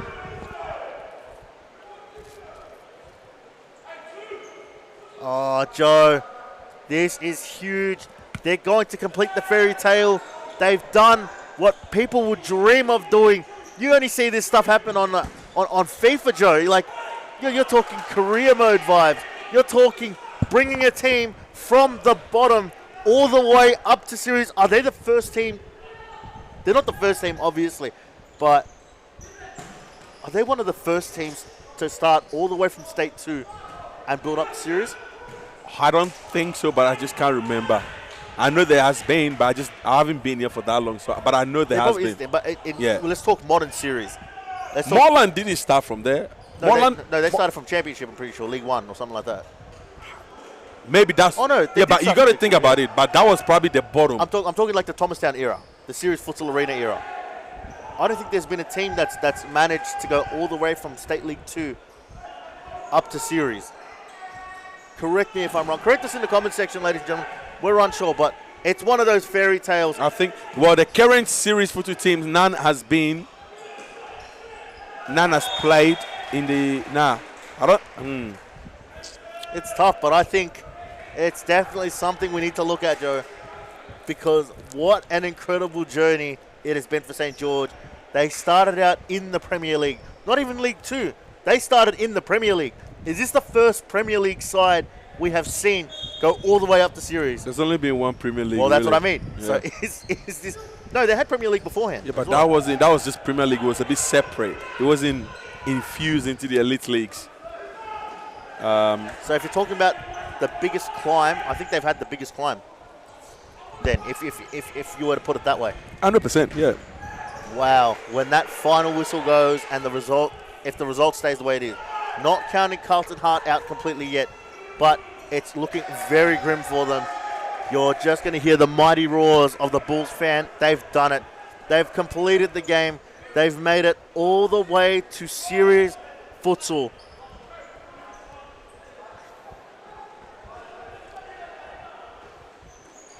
Jakub, Toma.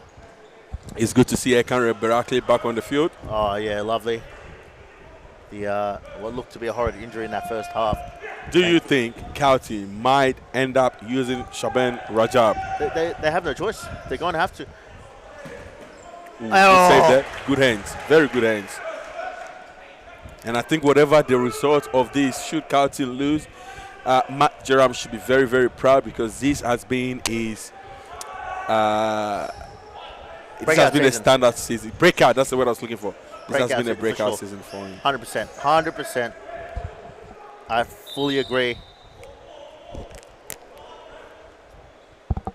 I fully agree that this is young Luke Kesogan in pain here.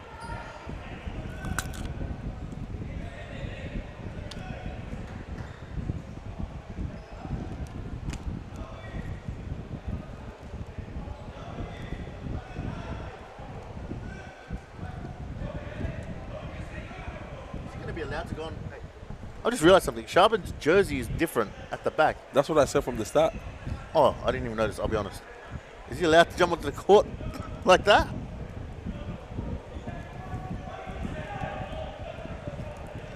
Yes? No? Up to the referees. Oh, there we go, referee. So he knows what the answer is. He knows what the answer is.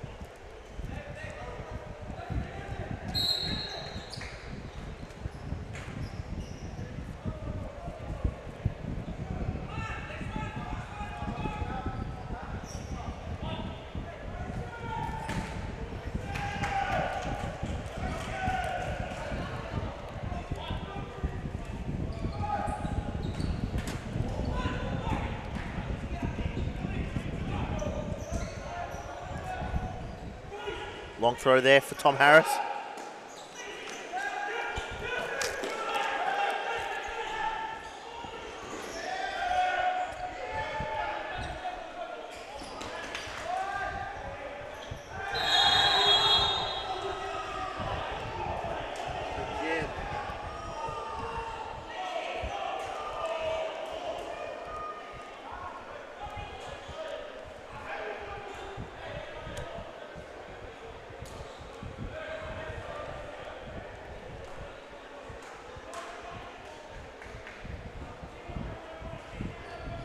And an opportunity here for Tom Harris to bring Carlton back into this.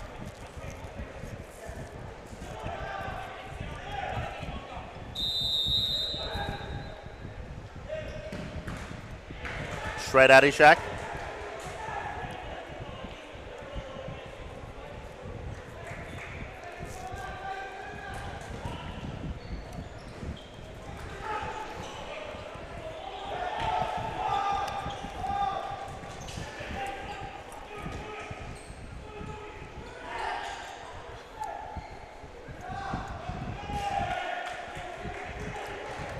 Do you think they're going to regret that penalty miss in the first half? Oh, yeah, absolutely. I think John Nicola Kudus possibly would have scored that. 100% Lucas Hogan there as well. Because Tom Harris would have had so much pressure on him to score. So, yeah. We are very aware of the current blackout on the screen, but we hope you are pardon us as we are having some few connectivity issues.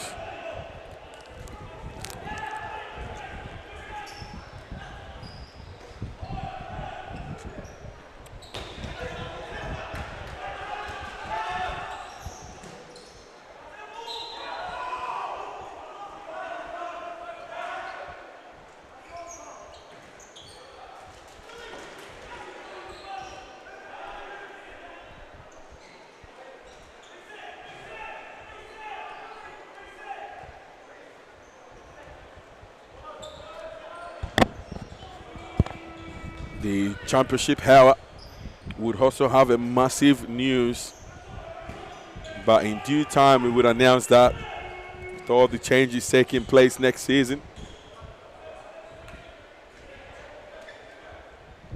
Is it going to be championship hour? We'll wait to see. Sam enjoying his super duper here.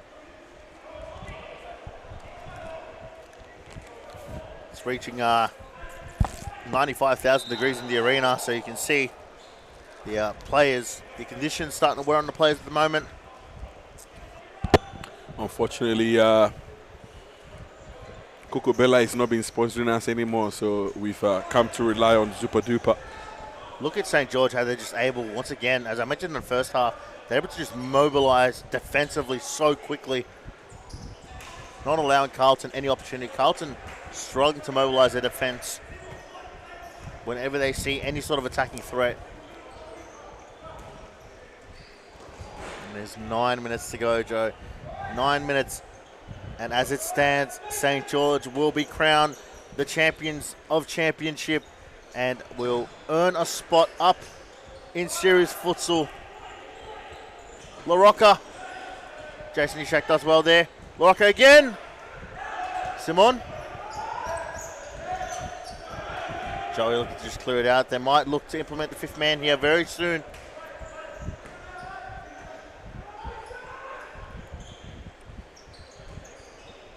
Lost to Polverenti.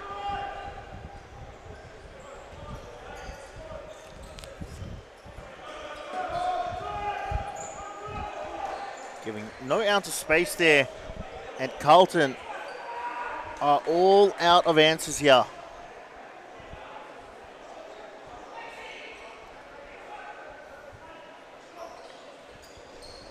Turn there by Cruz de Feria.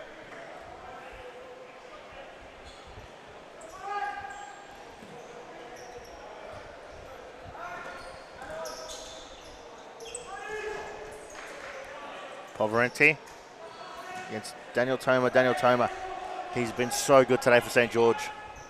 He's been one of the standouts defensively. So good for him.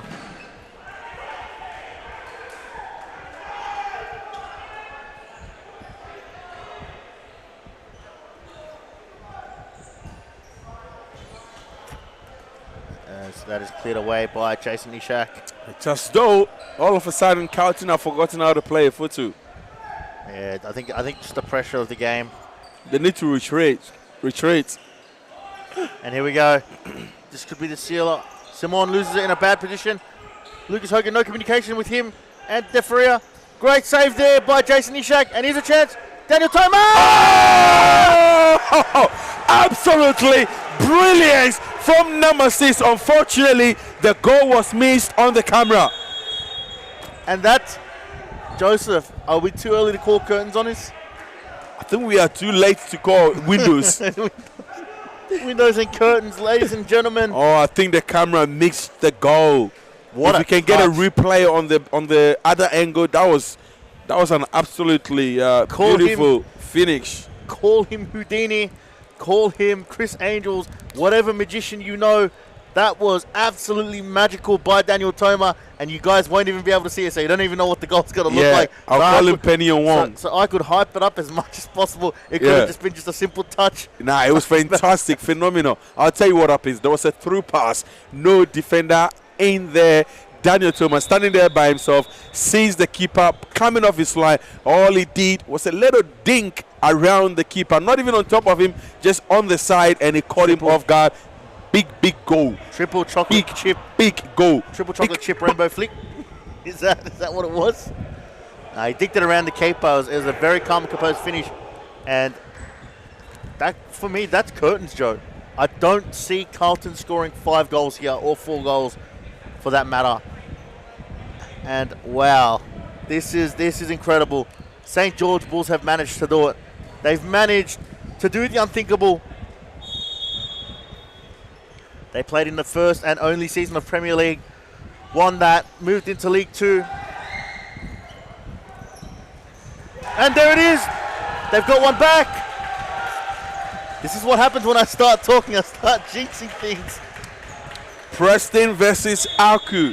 Are we going to see that here? Oh, what a save! Had a chance to seal it. Oh, Ben Harris. Unable. Maybe there's a chance. Maybe there is a sniff here, ladies and gents. Maybe an opportunity has just opened itself up for the Mighty Heart.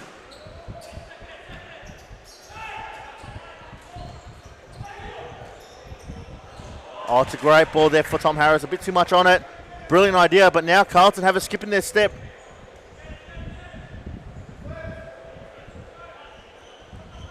Ishak goes across to Yakub. Great ball there, Steltano. Unable to finish.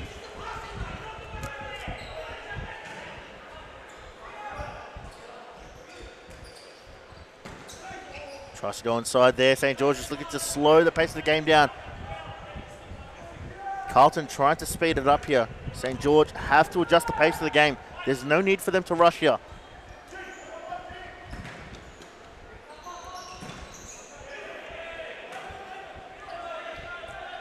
As calls for David to come off the pitch. Barakli makes his way back on. Hogan. Hogan's going to be... We apologize sincerely for the black screen that is continually plaguing the screen. We have no control of it. Hey, I just realized. Hogan could be the changing factor here. Great save there by Matt Jerome. I think Lucas Hogan is going to be the key to Carlton getting back into this game. Which key? Single key or master key? Master key at this point. Where do you get it from? Bunnies? Nah, IKEA. Oh, okay. Because bunnies barely usually work. Stop there by Hogan. Goes forward. Oh, no, it's a poor touch there. But Tom Harris looks to go across. Oh! And here's a chance. Ben Harris. Tom Harris. Hogan. And his chance. Yellow card incoming for... It's what you call a professional foul. And he gets subbed off for not making that error. I don't want to be the one to talk, but someone made some error. At least 2 errors leading to that attack, but still on the pitch.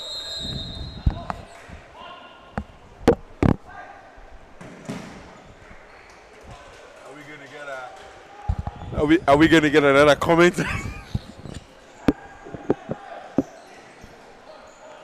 Joey Toma.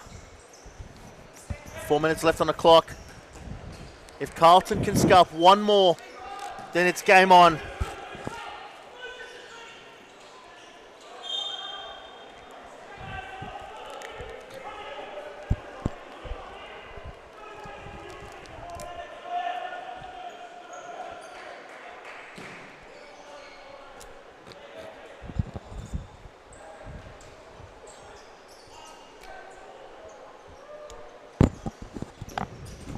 Comfortable save there by Jerome. And he throws the ball. I don't know whether he's trying to waste time for his own team.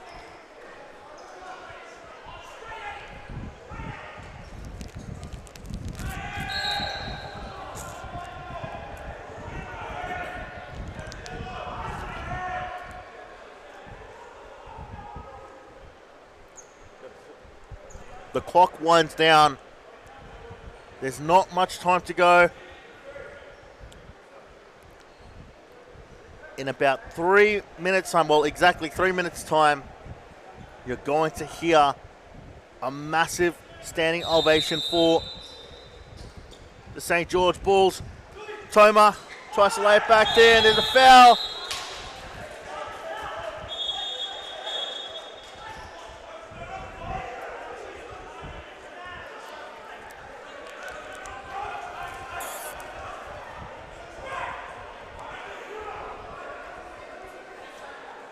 Is that Okan's second?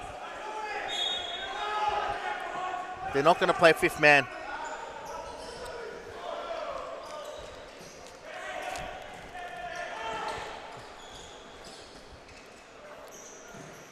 Hogan working his heart out to try to get something out of this.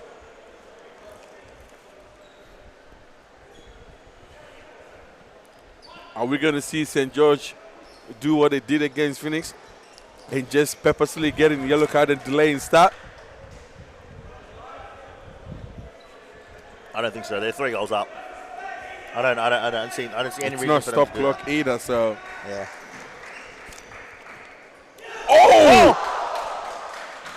Oh my days! That was some save by Majoram. Indeed, a breakout season for him. Doing break dancing in the goals as well. Oh, I thought I was sniping through.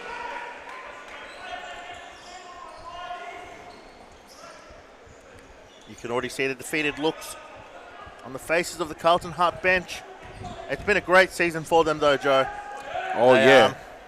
They were looking to rebuild. They lost a lot of players, but they've somehow brought it back and almost made a huge return back to series. But it will be St. George Bulls going up and against. And as Jason's been amazing. Joseph, in a minute's time, when that whistle goes, let's just let the crowd noise fill the viewers' screens. Let's just let them experience the virtual presence of the St. George faithful.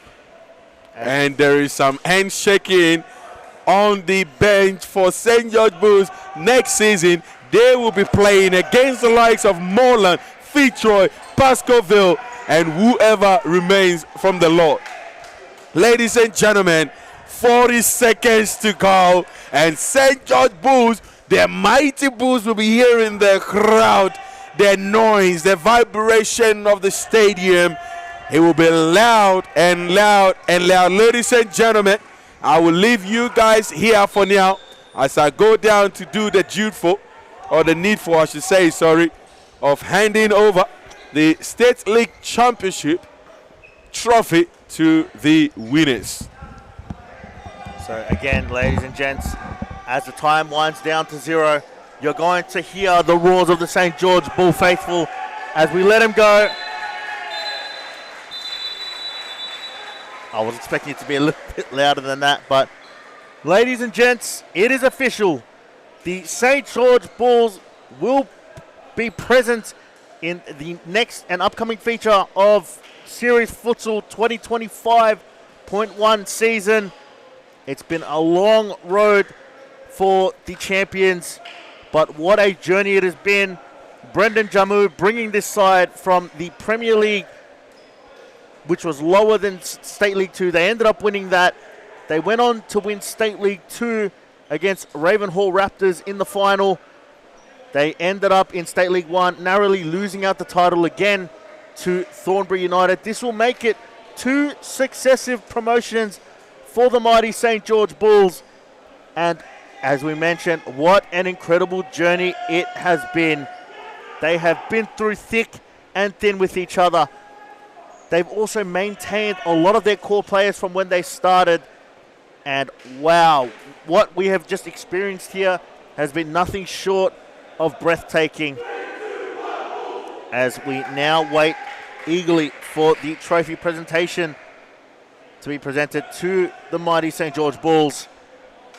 As Daniel Toma, the captain, is presented with the trophy. Ladies and gentlemen, we present to you the new championship title winners, the mighty St. George Bulls, as they look to take the photo with the trophy. It's been an incredible journey, and now they will feature in the top league, the top flight of futsal, and they're definitely one of the teams to look out for come the new season.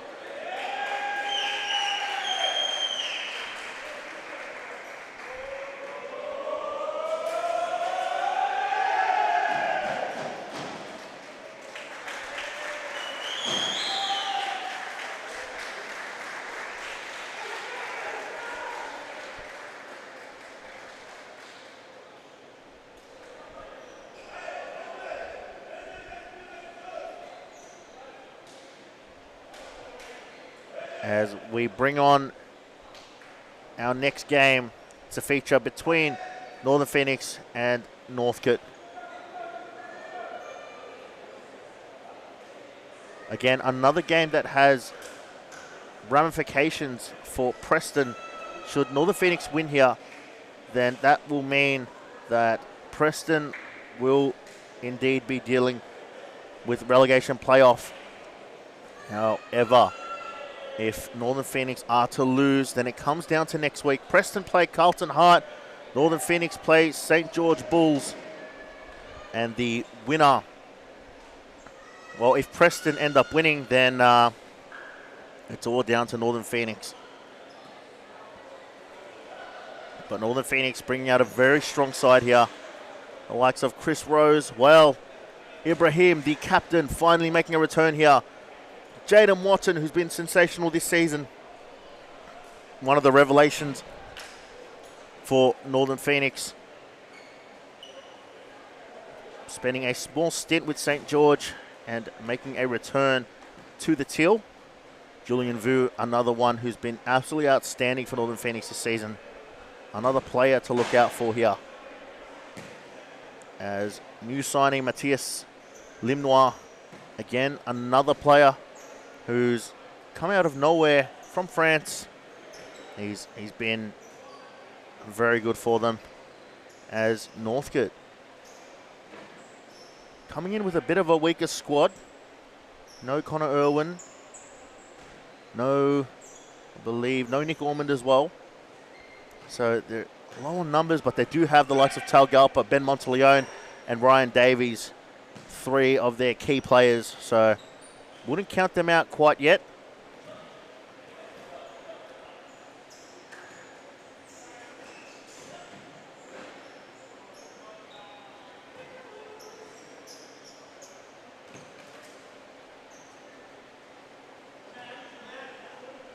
And a Northcote side who are already automatically relegated. They will feature in State League 1 next season.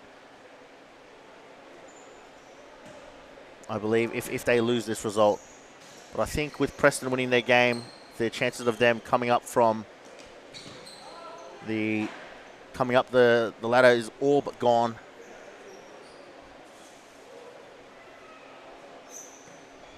As we take a quick look at the table here. St. George rightfully at the top of the mountain. For those who are just joining us, St. George are the State League Championship winners after defeating Carlton Hart in the final game, the title decider, 5-2.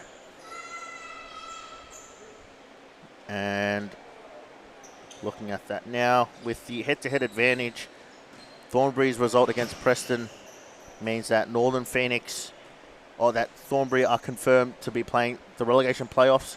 It's just a matter of what position, I believe, or what team they'll be playing.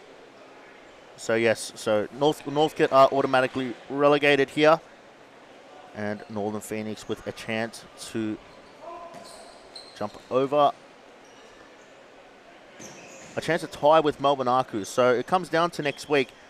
If Northern Phoenix are to win this game, then Melbourne Arcu have to win their fixture against Northcote if they're to guarantee themselves a promotional playoff spot. But if they do lose, then Northern Phoenix has an opportunity to claim that spot should they beat St. George. Carlton Hart will feature in second place. They'll most likely play the the winner out of Western City and the Altona Knights come Friday. It's a huge clash. The loser will be automatically relegated, ladies and gentlemen, so it's definitely a clash you don't want to miss. But this is the game that we are focused on at the moment. I'll be right back as we get into kickoff. We are minutes away. Don't go anywhere.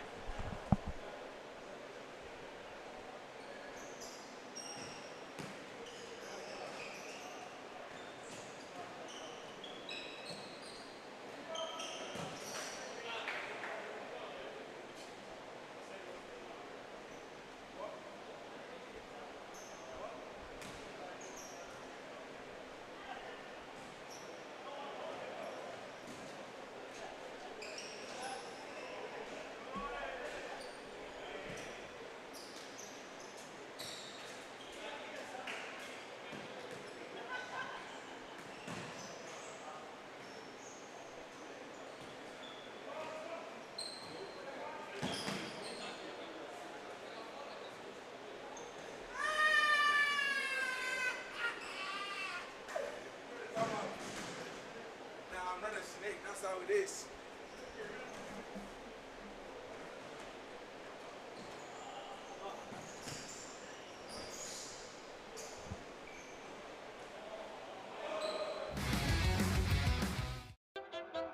I grew up with low self-esteem. It was me and my mama, just us in the trauma. Hands up if you know what I mean. I see you, I feel you. I want you to know that you're not alone. I know what it's like not to have a home.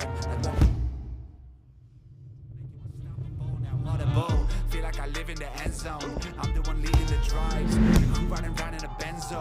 Red I'm in charge of my own fate. Left the excuses behind. Now I'm the illest violinist alive. I took the pain and I thrive, but look at me now.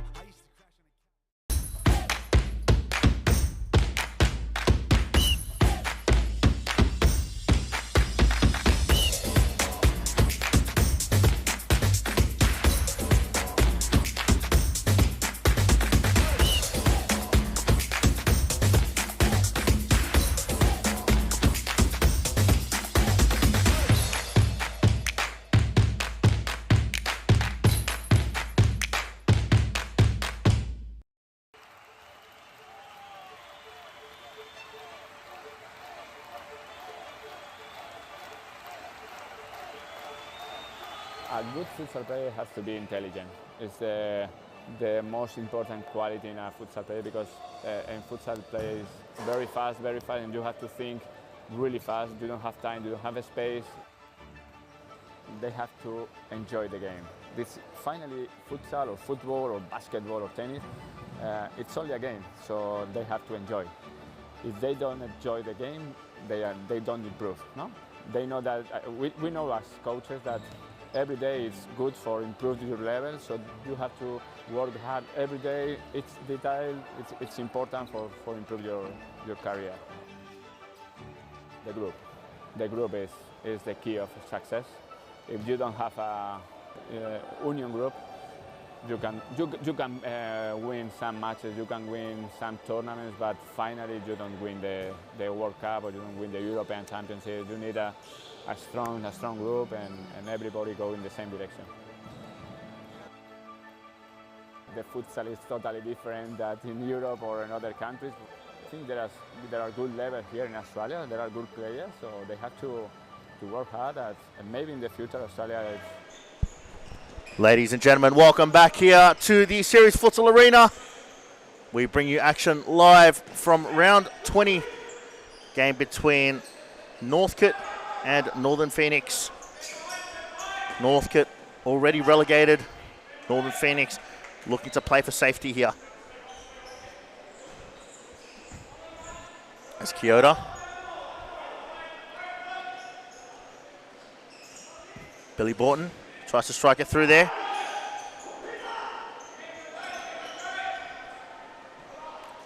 Kyoto does well there. Northern Phoenix. Tyler tries to find Kyoto in the middle. Unable to do so there. And there's a Northcote ball. Again, as we mentioned, Northcote missing a couple of players here. Connor Irwin on the bench. Great win there by Kyoto. Oh, does well, brilliantly. Oh, Julian Vu trying his athleticism there. Julian clears. Does well. Again, great tackle there by Kyoto Nakano. It's one thing he's been very good at after a tackle, retaining possession of the ball. Well, Ibrahim. Across to Julian Vu. Nakano. Loses the ball to Ghazali. Trying to find a through ball there to Billy Borton.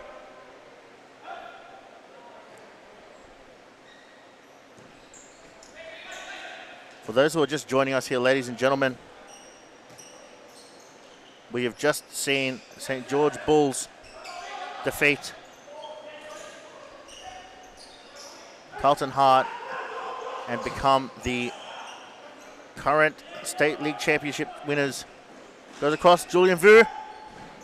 Blocked there by Al Ghazali. And it is a Northern Phoenix corner.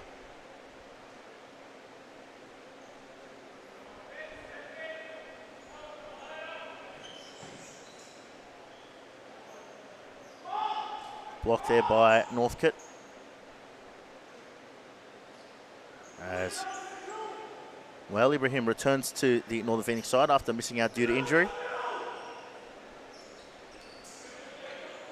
Galpa. This is Billy Borton. Billy Borton does well to read.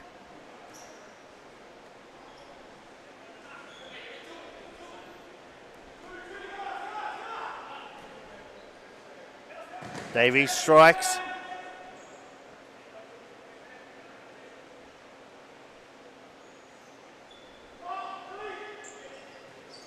Tries to go through the middle there. Ghazali.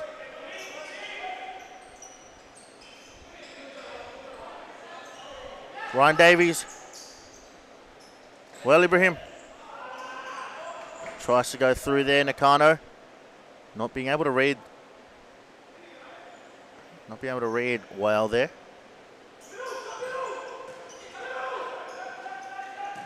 Oh, great ball there. Ben Monteleone. Brilliant block by Kyoto. As Borton goes across. Kyoto Nakano by himself. And it is a corner for Northern Phoenix.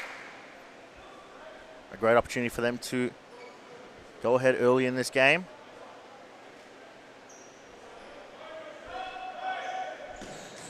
There it is. Well, Ibrahim at the back post.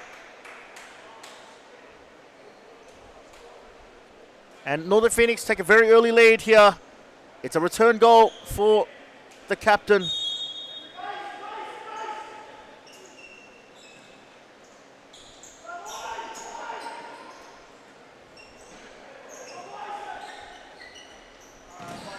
Ryan Davies. All right, it slips through.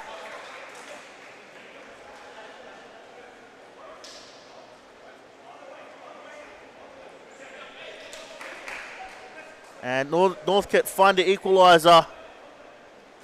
That's a poor one there. Oh, here we go. Here's an opportunity for Northcote to break. Northcote attacking with everyone, and there's a chance for Phoenix to break. Pachia. Is that how they say it? Huh? What? What'd you say? That song.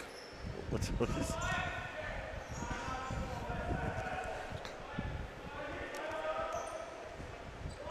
Sakawo Jaren in the comment section, of course. Cheering on the Teal Northern Phoenix playing for them in the current going F League. DL102 or whatever that is, asking why is there no more Thomastown next season. If you go onto our Facebook page, Series Photo Victoria, there is a press release that would give you all the information that you need. Oh, great double save there by Lucas Grigg.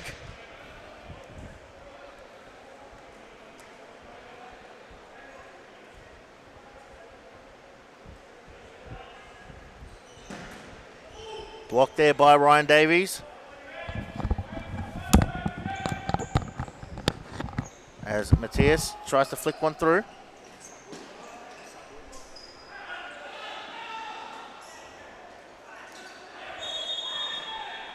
There's calls for a foul there on Talgalpa. And Jaden Watson comes onto the court for William Borton.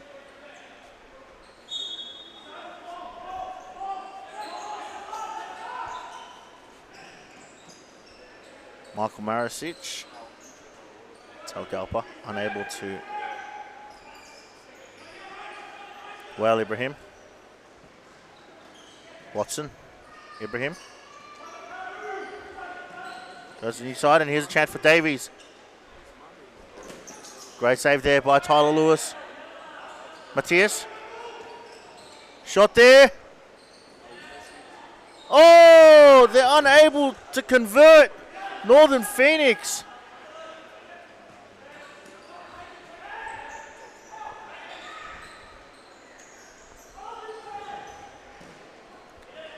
Well, Ibrahim tries to find Jaden Watson. Great tackle there.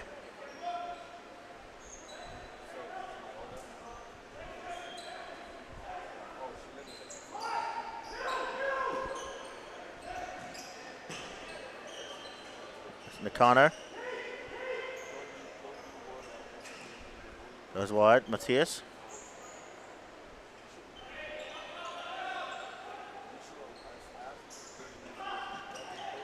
Ryan Davies.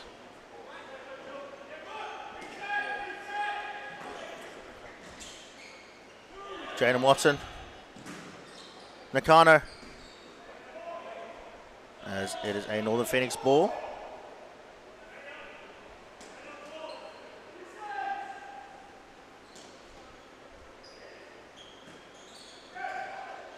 Great ball, great play there by Northern Phoenix. Almost a finish by Nakano after a bit of brilliance there from Matthias Limnoir.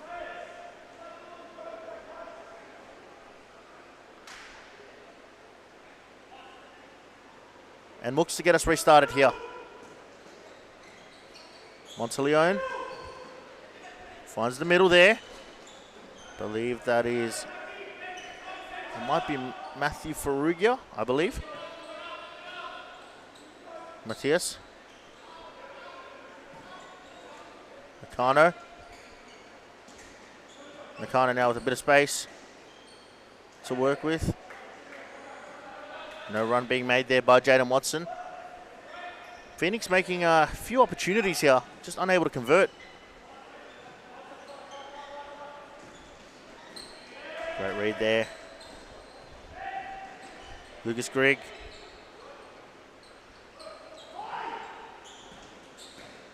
Jaden Watson. Good read there on the pass from Mooks to Ben Monteleone. Cutting it off. Davies. Marisic. Watson. Davies. His strike hits the roof.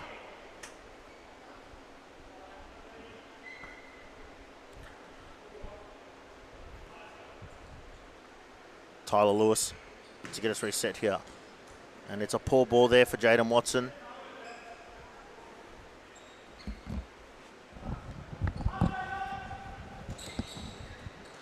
Not sure if Sam, you've already mentioned the importance of this game Not for sure. Preston. Yeah, I've mentioned at the beginning. Oh, audacious there by Ryan Davies. If Northcote wins this game, then next week is all to play for. If they lose this game, then next week might as well just be cancelled. It's at that point. No, actually, no. Preston and Preston could. It's just positioned at No. this point. I think Thornbury has head-to-head over Preston, so they can't go above. So it's done. No. So they can. No. Oh no, they can't. Yeah. True. Yeah. Even So, if yeah. So the ladder will be decided after this game. If Phoenix win, then the ladder is what the ladder is. Yes. Jaden Watson struggling this game. He's been on very good form leading into this. Who's this? Jaden Watson. Oh yeah, absolutely He's been in very good fantastic. form. He is.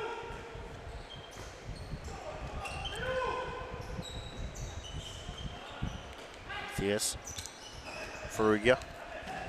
It's a great ball, great idea. Trying to find Nakano. Trying to go through it to Matthias. Matthias gets us restarted here. Nakano.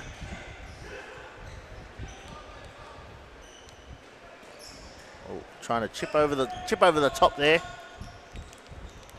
There's Nakano challenged by Talgalpa.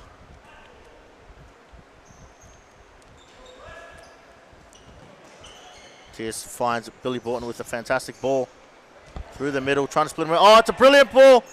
Oh no, Phoenix just struggling to convert. They've had brilliant opportunities, Joe. Convert liters to milliliters. Trying to go back post there to Nakano. Oh, ball not on the line.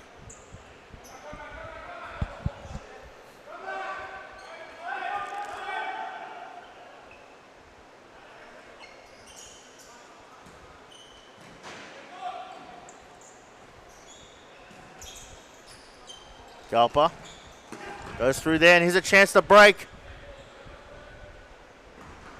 Tries to go across. Brilliant recovery there by Michael Marisic. Right after this, Sam, we got 4 fantastic evening of women series photo. With the first game, a back-to-back game for Northern Phoenix. Their women will be taking on Melbourne Evolution, and then followed by Preston and an informed FC Cheltenham. The league winners and leaders title winners, Melbourne Haku, will be taking on a struggling Heidelberg FC women, and the evening will end off with a very interesting season. Western United versus Eastern Wando, who they took on the lead for quite a number of games, and they find themselves, I think, outside the top 3 now. Western United, Yeah, really? with Preston and Fitzroy going above them. Wow. Well, Yeah, I'll be honest, I wasn't even aware of that. yeah. So that begs the question. They've had. Oh look, we can't take anything away from them. They've had a phenomenal season. Oh yeah, But I think if you're talking about projection-wise, especially the way they've been playing and everything like that, take all of that into consideration, they should be finishing top 2. now I was gonna say.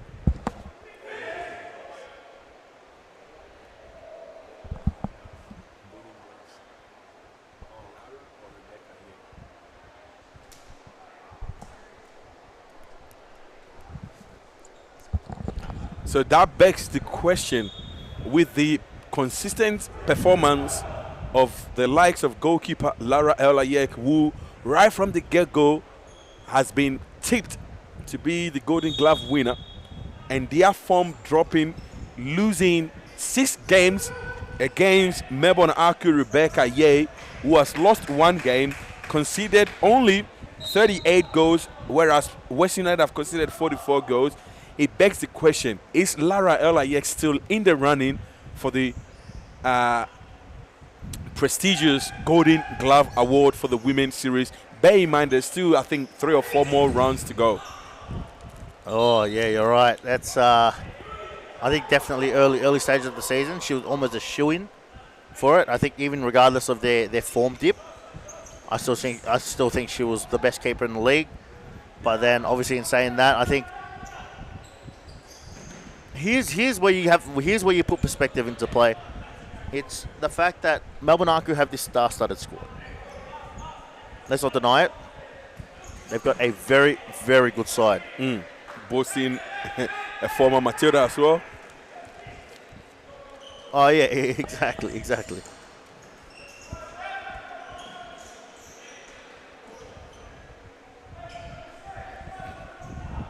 Yeah, so it's a star-studded squad, right? So is this? And there we go. Borton gets one back for Northern Phoenix. Brilliant play between him and Nakano. A 1-2 brilliance there by the Japanese superstar, and Billy Borton just in the right place, right time. Great movement. A well-timed pass leads to a big goal for Northern Phoenix, getting them 1 goal up against Northcote. Huge ramifications for their season, as we could have an instant response here. Talgapa. Anyways, going back to the conversation regarding the Golden Glove, I think it might be, if you're looking at how the Golden Glove has been judged in the past, you would probably say that Rebecca Yee is probably the front runner for it now.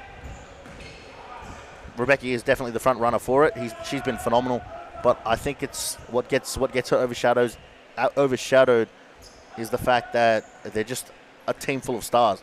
They've got the likes of Jess Au, Mary Hubig, Kellen Knight as well, who temporarily played with them. You're also talking, what's her name? Francesca Yamano. You know, they've got all of these players in that squad. Oh, wow. Julian Vu. Kept it in nicely. She's done well there. Fair effort. So I think she gets overlooked in a way. So, yeah, potentially that's probably why sort of she was a bit of a smoking gun in a way. So obviously Lara Elayek has got the most team of the week for a goalkeeper, and again that goes to your question that you asked. Obviously, because of all the superstars that are playing with Rebecca Yee, again, like you said, they overshadow her, and as such, when there's 3-2-1 vote being awarded, it tends to go to the players because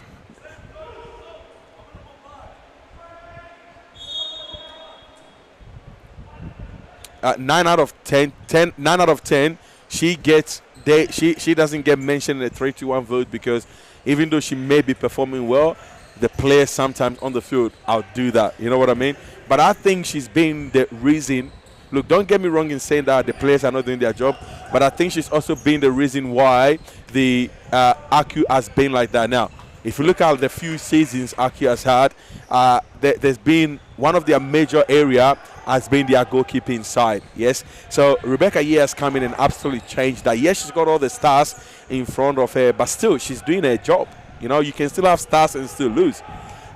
Whereas you look at Western United, obviously, the first name you mentioned is Lara Elayek. That tells you a lot. You know, that tells you a lot.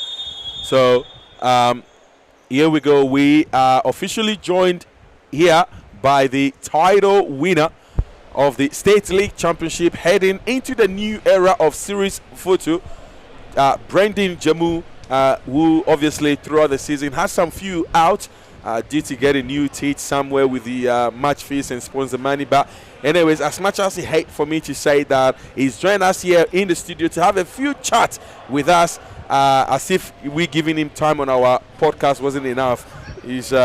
He's forced himself into our studio. Yeah. Anyways, Brendan Jamu, it's good to have you here. How are you feeling? Joe, Sam, how are you? I just want to bombard and just say hi to you. To be honest, it feels good to just win. And yeah, just having one of the last 2 games in Thomastown to finish it off like that means a lot to me. So no, it's been really good. So I spoke about this before. As you boys were, as the clock was winding down, I spoke about this being more so a bit of like a career mode in a game. It's the thing that kids dream about. Leading a team from the bottom. You boys played in the Premier League, the inaugural season of the Premier League. You won that. Went on to win State 2. Unfortunately, couldn't get the win or the title in League 1. However, you guys ended up winning the playoff against Metropolitan, coming into championship, and you've just achieved successive promotions.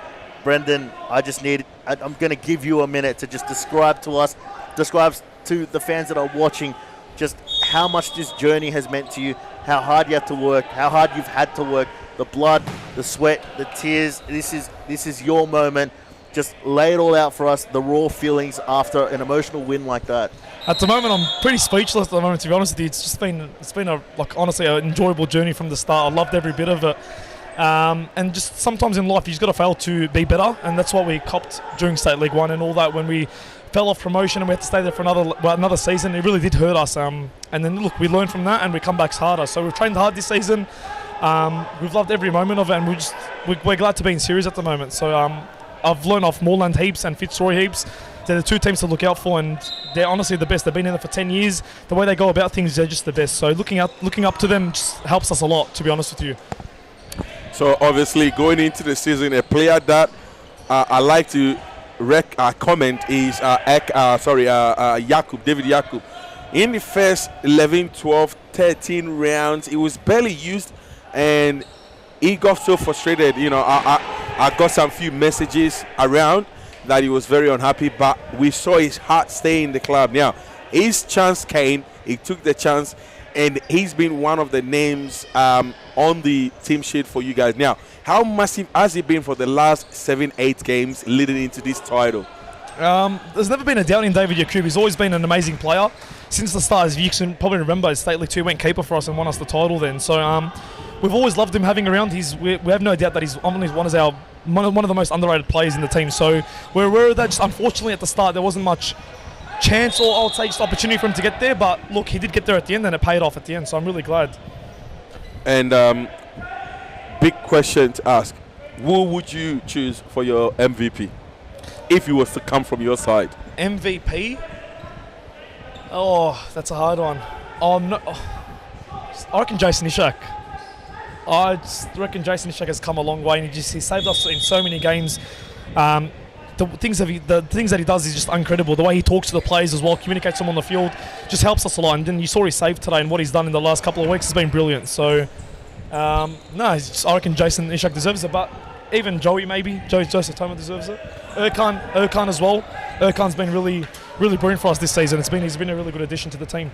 If Jason Ishak should win it, is this the first time we're gonna see a keeper win the MVP? I think it will be the first. If he wins it. For championship at least. I think it'll be the first. That would be massive. I'm pretty sure there's been at least one goalkeeper that's won it for series, or at least when I don't think so.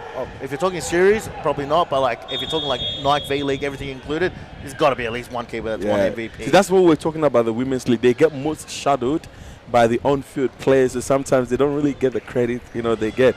So obviously going into next season, big things are happening.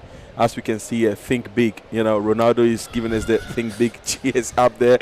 I was telling Sam that if you guys keep the attitude you guys have kept for the past 6-7 games leading into today, you are 100% honestly going to struggle. And what I mean is, we've seen you have one bench. Now we're going on to a full-size squad, 40-by-20, massive, playing against the likes of Moreland, Feature, and all of that. They're used to playing that in the national levels. Some of them have played internationally for the country as well. What are your preparation, obviously, into such era where everyone is going to be needed, where you need enough players? Now, the bench has now been increased from 10 squad to 14 matchday squad. What are the preparations? Are you going to bring in new players? Are you looking to keep your close-knit squad? What is your plans right now that you've won with the guarantee that you are playing next season in series? What are you thinking? Look, I've told the boys it's a massive jump. It's a big difference from championship to series. It's massive. The way the momentum and the intensity is just different compared to championship and all the other leagues we've been in. So it's going to be a big difference going into that. And also, sorry, Tola was just distracted me there, congratulating me. But it's going to be a big difference, and I've told the boys we're going to go in there and we're going to be learning off a lot of teams, and especially Fitzroy and Moreland. We're not going to go in there acting like we're going to be the best team in there. We're going to show respect because Moreland and Fitzroy have been there for a long time. So we're going to learn what they've been doing and just take advice from what they say and what they do. We're a long way away from that success. We're not going to go in there thinking we can beat them, because all the teams that do that just don't have any respect, to be honest with you. So we'll go in there, we'll see how it goes, and we'll take it step by step. We'll prepare for the best. So we'll just learn as we go. There we go. That has been Brendan joining us. Brendan, any closing comments and anything you want to say before you take to the mic for the last time? How much did your teeth cost? I just want to say. How much did your teeth cost? I don't want to talk about the teeth. Don't worry about the teeth. I want to do some. I'll pay for them. Don't worry. I'll pay for it. Yeah. Don't worry. Done. I just want to say I'm just proud of the boys, because I've seen all the other teams try to make their way to series and they just jump a league or two up, and we haven't done that. So we started from the bottom and now we came here. So it's been done naturally. We've not been like the teams, like, I don't want to name a few teams, you will know who I'm talking about. There's like 3-4 teams that have jumped their way across to series, which is not fair.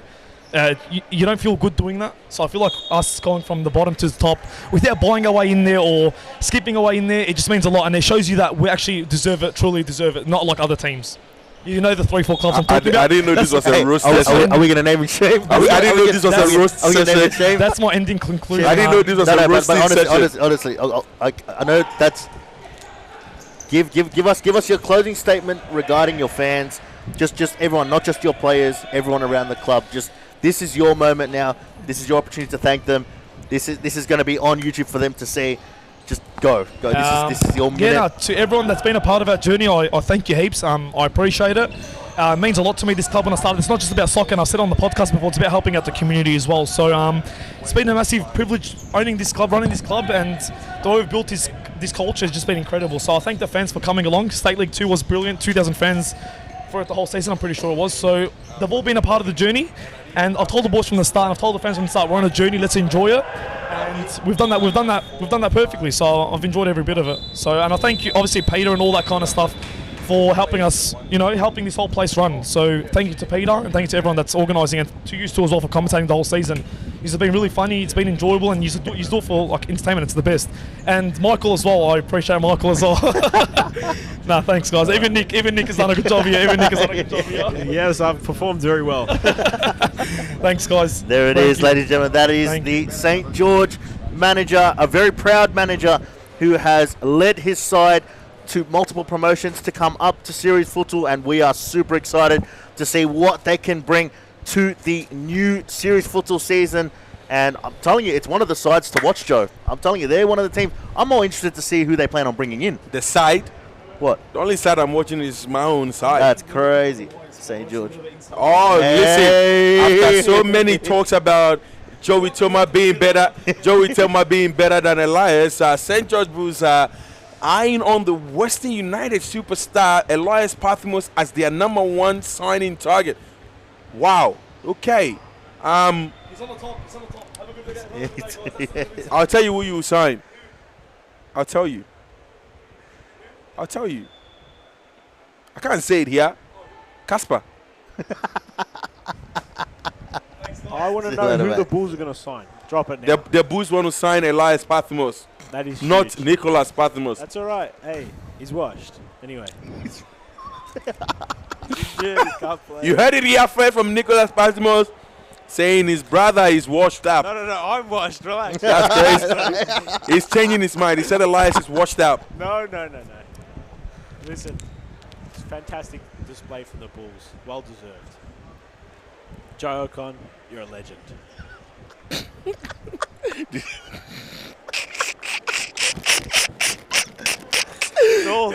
This guy just spawns from nowhere and just gives one live comment. We gave you your 1 minute.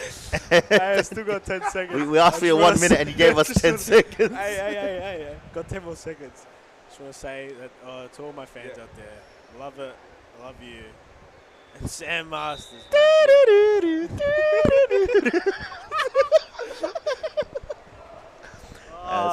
As we have said goodbye to Brendan Jamu for the last time for championship, unless they get automatically relegated, then we will see them again. However, it looks like it's going to happen. No, I'm kidding.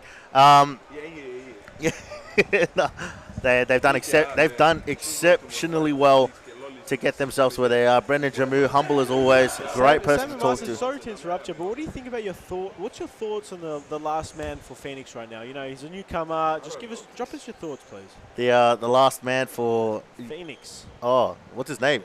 Not sure, to be honest. I just want to see your thoughts of his game so far.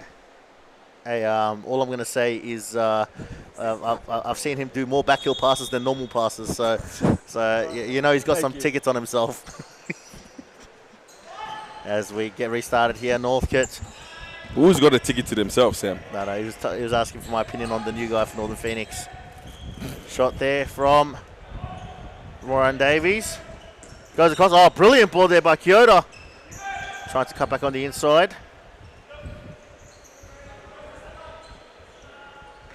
Wait, did we conclude our comments in regards to the goalkeeper, the Golden Glove? No, because Brandon just decided to jump in. Sam, Elmo is claiming he's heard you're a free agent. Are you? Me, a free agent. A free agent. Me. Free agent. Oh, well done there by Talgalpal.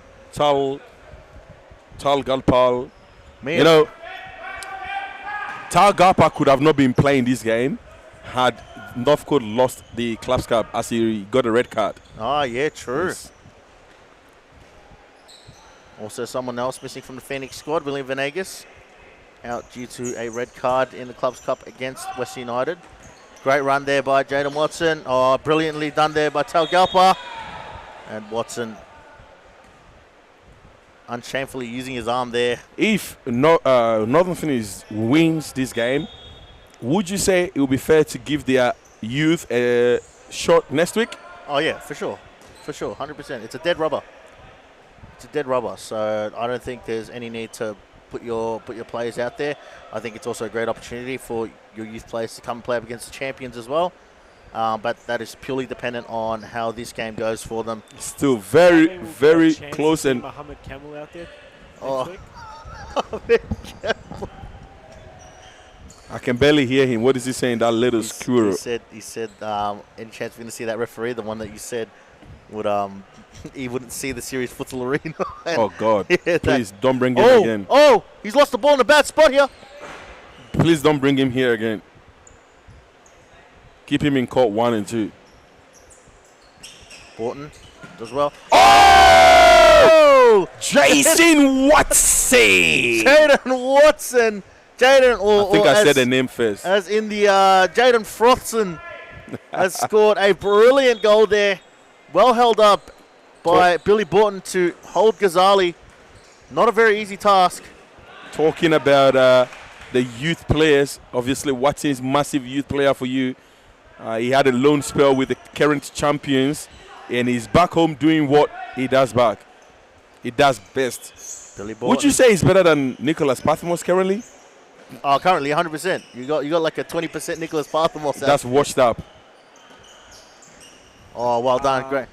Great rotation there by Northern Phoenix. I didn't get to hear that. Oh, no. It's just We said how amazing you've been. just mechanical breakdown. This season, yeah? No. The whole time you've ever played. Yeah, I've always finished the season. That's my motto. Always finish strong. Yeah, well done. Thanks, man. It's always never about how you start, how you finish, Nick, and you've always finished very, very behind the lines. I've always known that you're always good at finishing, man. Everyone's told me you finish races good, and you will never lose a race. Here we go. Tiaras. Goes inside. Oh! Oh, he tried to do some Rabona there. The ravioli. He did the ravioli, not the Rabona, the ravioli. The pasta. The pasta. The pasta master. In the middle there, Ghazali versus Matthias Limnoir. Well done there. Brilliant read there by Matthias. And he does well to get it out. Oh! Opportunity here for Billy Borton! Oh! Billy Borton trying his luck there with a ding, but the crossbar, as Nejmios loses, smiles. You know what? With only about 4 skills. With only about 5 referees that series has had this whole season, we're talking Monday to Sunday, constant game refereeing for 21 rounds and 27 rounds in the Women's League. Look, as much as people would not agree with them, as much as people have their own reservation about them, we still got to give a massive respect to the referees because they've done absolutely fantastic. In whatever conditions they've been given, they've done very well, and we need to just give them that credit due. I know Elmo will probably say something, but Elmo, I'll block you. As my Subway meatballs has been delivered, so if you hear me going silent, as if you can hear silence, then I'm marching on some meatball. As the side ball's been switched over there. Ball not on the line. Northern Phoenix holding a 2-goal lead here against Northcote. Galpa. Great save there by Tyler Lewis. Almost fine in the bottom corner there. Tyler Lewis obviously being away for some time. I believe it's due to a shoulder injury from playing cricket. Has returned back to the squad. Unfortunately, he's not playing currently with his, that's a moving block. Unfortunately, he's not playing with his favorite last defender, Vanegas, due to red card.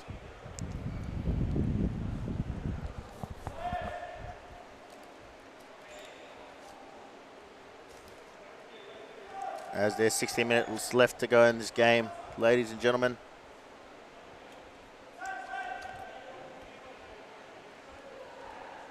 a bit of trouble here for Wael Ibrahim. On his return game, has scored a goal. And this will be huge trouble if he's out. And this spells danger.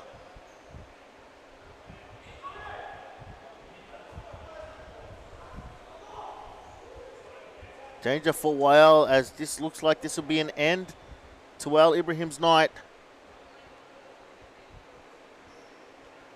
And it looks like Kyoto Nakano will come back onto the court for the injured player. Yeah, just from the sideline, Sam, it seems like he's done something to his ankle there. It seems like that he might have rolled it, or it might be a recurring issue. I'll get more from you from the sidelines, and I'll report back. Thank you. Yeah, ankleitis fibrosis he might have, stage 3.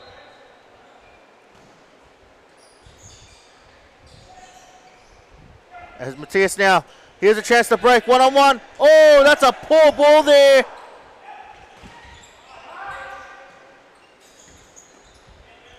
That's a poor pass. A great opportunity for Phoenix to break there. Nakano almost loses it there. Goes long to Matthias. Nick reporting on the injury. I was about to say before I took a bite of the subway, that's something Nick will know when he suffered an injury in the warm-up before the feature in Moreland game round 7. Oh, here we go, Mooks. Nejmios Lucis, the target of that shot there.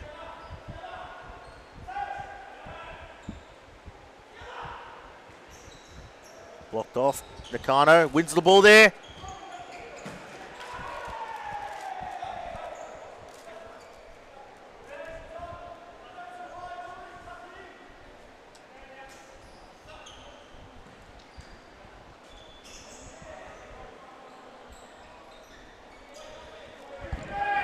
There seems to be some exchange of words there from D-Man. I hope we can get a backstory as to what this comment is about. But Tyler Lewis seems to be getting the call out from D-Man. Not sure what is happening. But all I can see is there's some comments about mouthing off to women. Ooh. Sam, care to make any comment, or we stay neutral on this one? Yeah, we got to stay unless we get a full story. Yeah, we need the full story behind what's happened. We'll try to get the inside scoop on it. This is interesting. Story developing. Breaking news. Breaking news. A man has been found mouthing off to women and he's been called out by D-Man. Yeah, just from the sidelines. Great save there by Tyler Lewis. Yes, what's happening on the sideline? Just a report there that I'm not sure actually. I'm going to go on mute.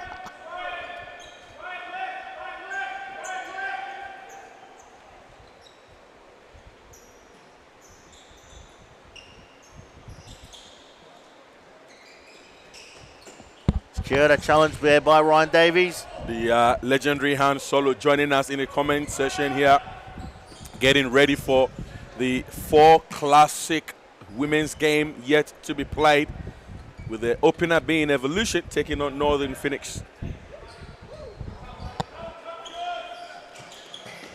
Oh, Kyoto's found a bit of space there. Unable to connect with it well. As we have 13 minutes left in this game.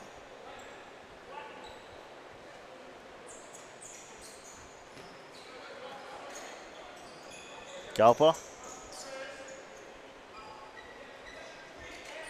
Marisic. Monteleone. Galpa. Doing well to progress the ball forward. Lost there and a chance. Oh, a brilliant tackle there by Galpa. And an opportunity. Galpa trying to make that run on the side there, looking for a possible layoff.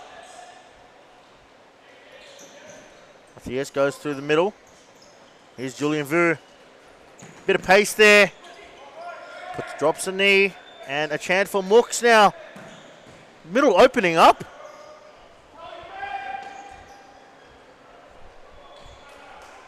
So Sam, obviously, regardless of the outcome here, Northcote automatic relegation given. Yeah, they're on 12 The question points. is, will we see them next season, or do you think they might also give up? Oh, you don't know. That's a story with a lot of teams that end up getting relegated, whether they're going to continue on, and then all of a sudden, 2 weeks later, they're well right into the season. A bit of a call there, unable to maintain any sort of balance.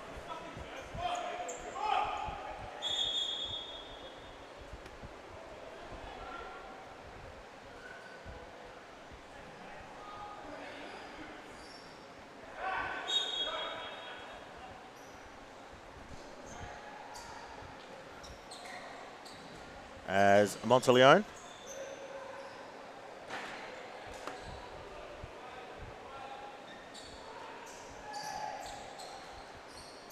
goes to Marisic. Marisic back to Galpa. And there he is, avoiding the corner.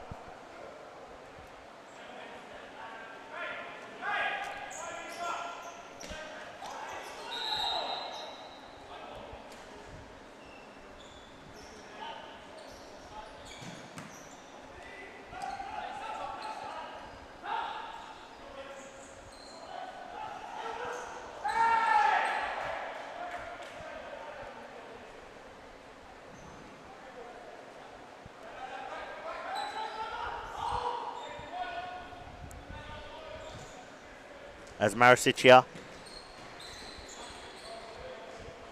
Matthias. Helmut claiming Northcote 4-3 comeback. Oh, potentially that could be on the cards. Potential. As Lewis receives the pass there from Watson. Trying to find that ball back.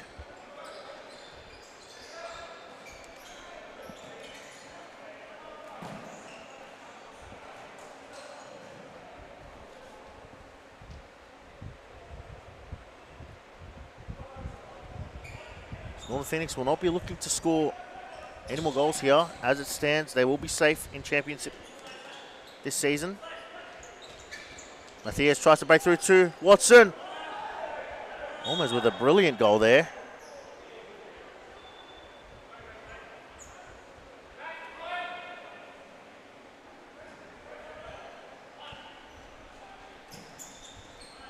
Julian Vu. Oh, does well there. And Julian Vu with a shot from distance, hitting the upright. And that is Phoenix's 4th goal. Just a report there, that actually wasn't Julian Vu's goal, it was Billy Borden.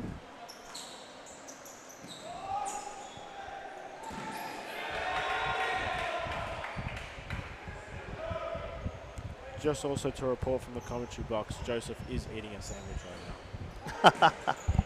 Thanks, Nick.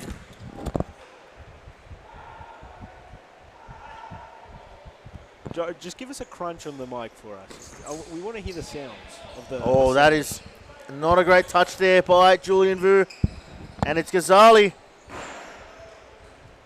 And a substitution here with goalkeepers. Tyler Lewis coming off. Christopher Rose.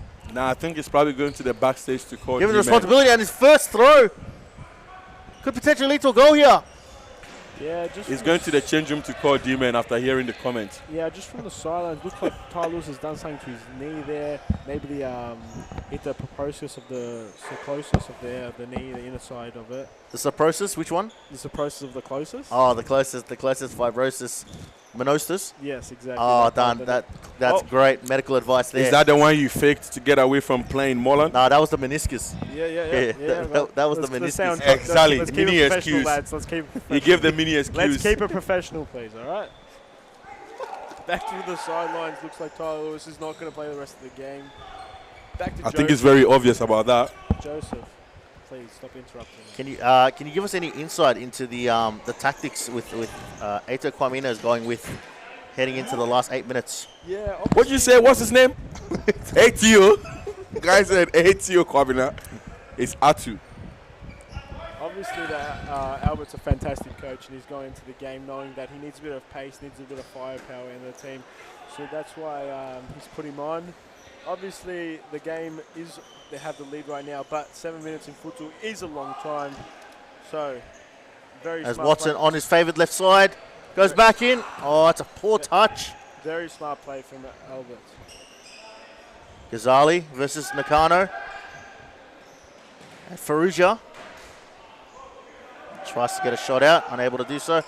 And Ghazali, again, Northcote. We might need some camera here, actually. Northcote trying in the wrong areas. It's a long throw to Nakano. Oh, here's a chance. And Chris Rose sweeps that up calmly. Oh, Galpa trying to find that bottom right corner. Northcote trying to throw everything here at Northern Phoenix.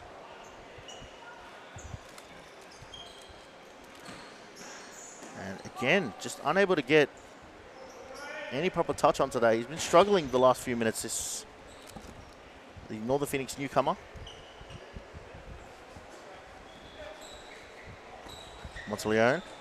Oh, Nakano read it so well. Nakano. Oh, he's decided not to shoot. And Nakano frustrated there. Should have just taken a shot.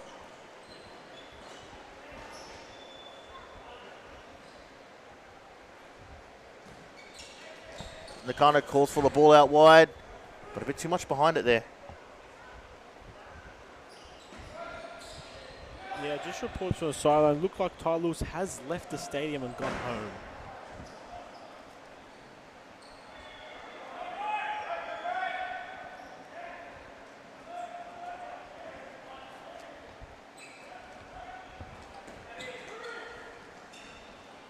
Sorry guys for the silence. A lot of eating going on in the background for the commentators.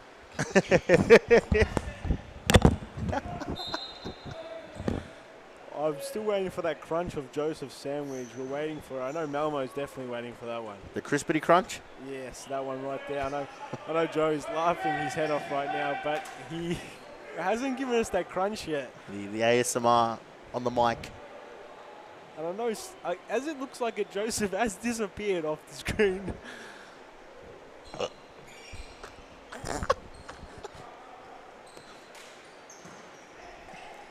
Nicholas Pathmos with great what do you call it? Filling the room. Oh, brilliant there by Northern Phoenix. Borton, Nakano, Ghazali, always going to be tough to deal with. And tries to shoot there. There was calls from Monteleone to bring it in, cut it on the inside. But it looked like he was ready to load up there. As we go back down to the last 4 minutes. Ladies and gentlemen, if you are just joining us here, Jaden Frothson tries to go through the middle there. Nakano, Frothson strikes. Blocked there by Ryan Davies.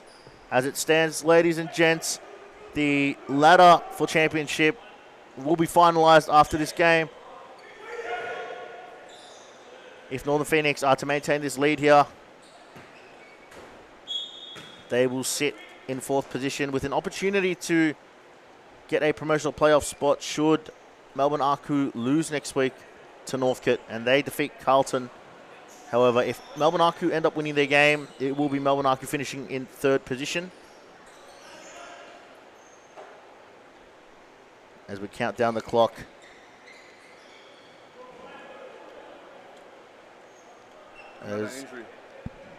As you listen closely, you can hear Joseph just chewing.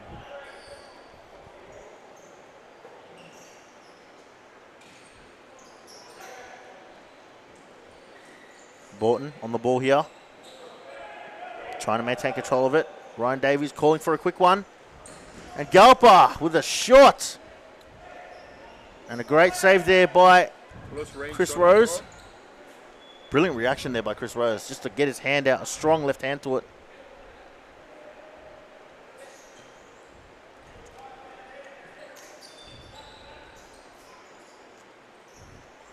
Galpa versus Julian Vu. And a foul there for Northcote. 2 minutes and 30 seconds to go.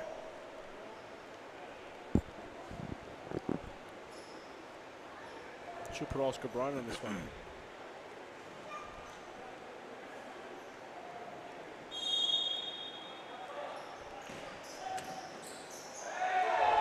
There's calls for a handball there.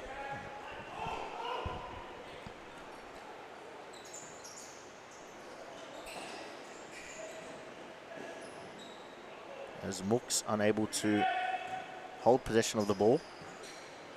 Galpa trickles his way down the sideline. Northern Phoenix defense equally up to it, as they just look to run down the clock here. And this will mean, or this will ensure Northern Phoenix's safety in championship next season after what has been an up and down season for them. Started off very, I wouldn't even say strongly. Started off, they had a very strong period of games where they were definitely in the title chase, but then sort of let themselves down in the closing legs of the season.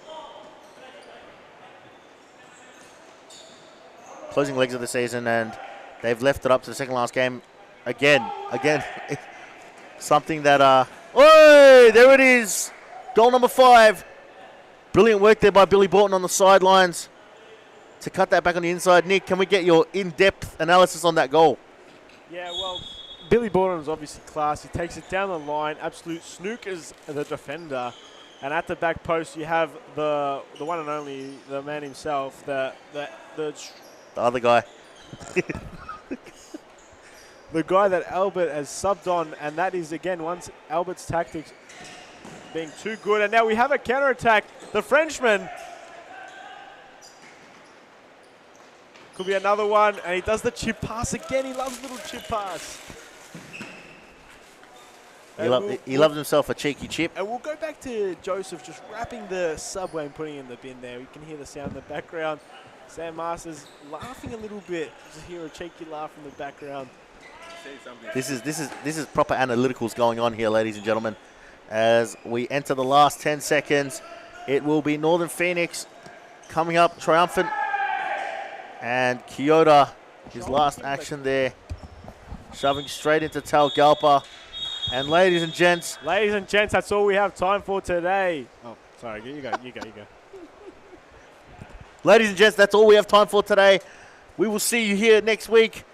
I'm joking. There's women's coming up, as we have the famous voice of Han Solo coming and commentating, bringing her beautiful voice to the mic for our next games, kicking off between Northern Phoenix and Melbourne Evolution. So don't go anywhere. We'll be right back after this. This has been the championship round 20 as we close off reviewing the results from today. Our first game kicking off between Thornbury and Preston. Preston coming out dominant winners in that game. And the title decider between St. George and Carlton ending in St. George's favour with a brilliant performance and them automatically securing their promotion to Series Futsal for the 2025.1 season. And we finished off this round with Northern Phoenix securing their safety for next season in championship, with the potential to go on and claim a promotional playoff spot next week should results go in their favour. Ladies and gentlemen, Sam, sorry to cut you off there, but I think you're forgetting another game. It was Joseph versus Subway today, and it was a big clash off the game. And in only three bites, the Subway was defeated, and that's all it took. So, Sam, you can finish it off now. Subway 3, Joseph 0. And that is how we're going to close it off, ladies and gents. Join us back here next week. It's going to be a jam-packed day of action. We are back to no more hours. Yes. So join us at 6:30 next week, ladies and gents, for championship on Sunday. We'll be looking forward to seeing you guys as we close off here. So again, our next game will kick off between Northern Phoenix and Melbourne Evolution. We look forward to it, and Han Solo will be bringing you the action from that game. We appreciate your time, and we'll be right back. Be right back. Bro, we're living.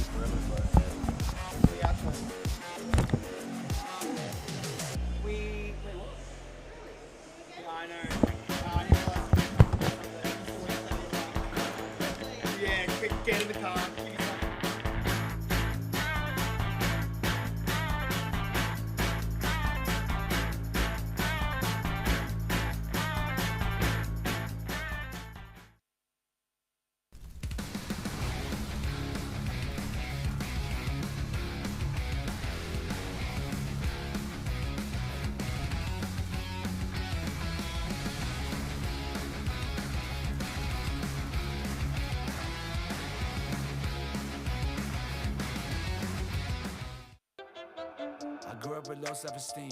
Was me and my mama, just us in the trauma. Hands up if you know what I mean. I see you, I feel you. I want you to know that you're not alone. I know what it's like not to have a home. Like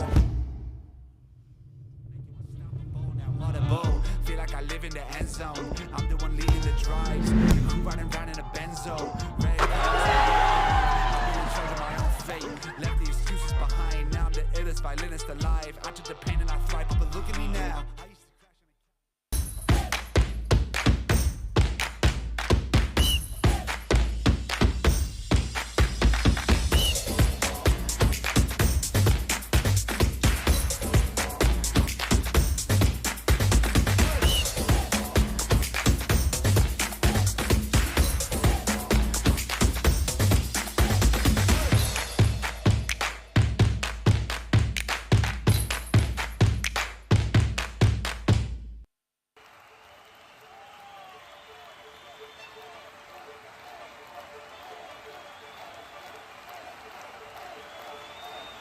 A good futsal player has to be intelligent.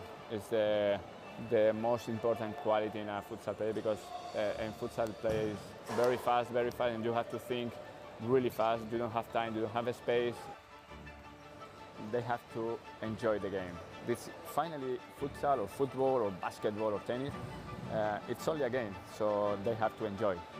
If they don't enjoy the game, they don't improve. No, they know that we know as coaches that every day is good for improve your level, so you have to work hard every day. It's detail, it's important for improve your career. The group is the key of success.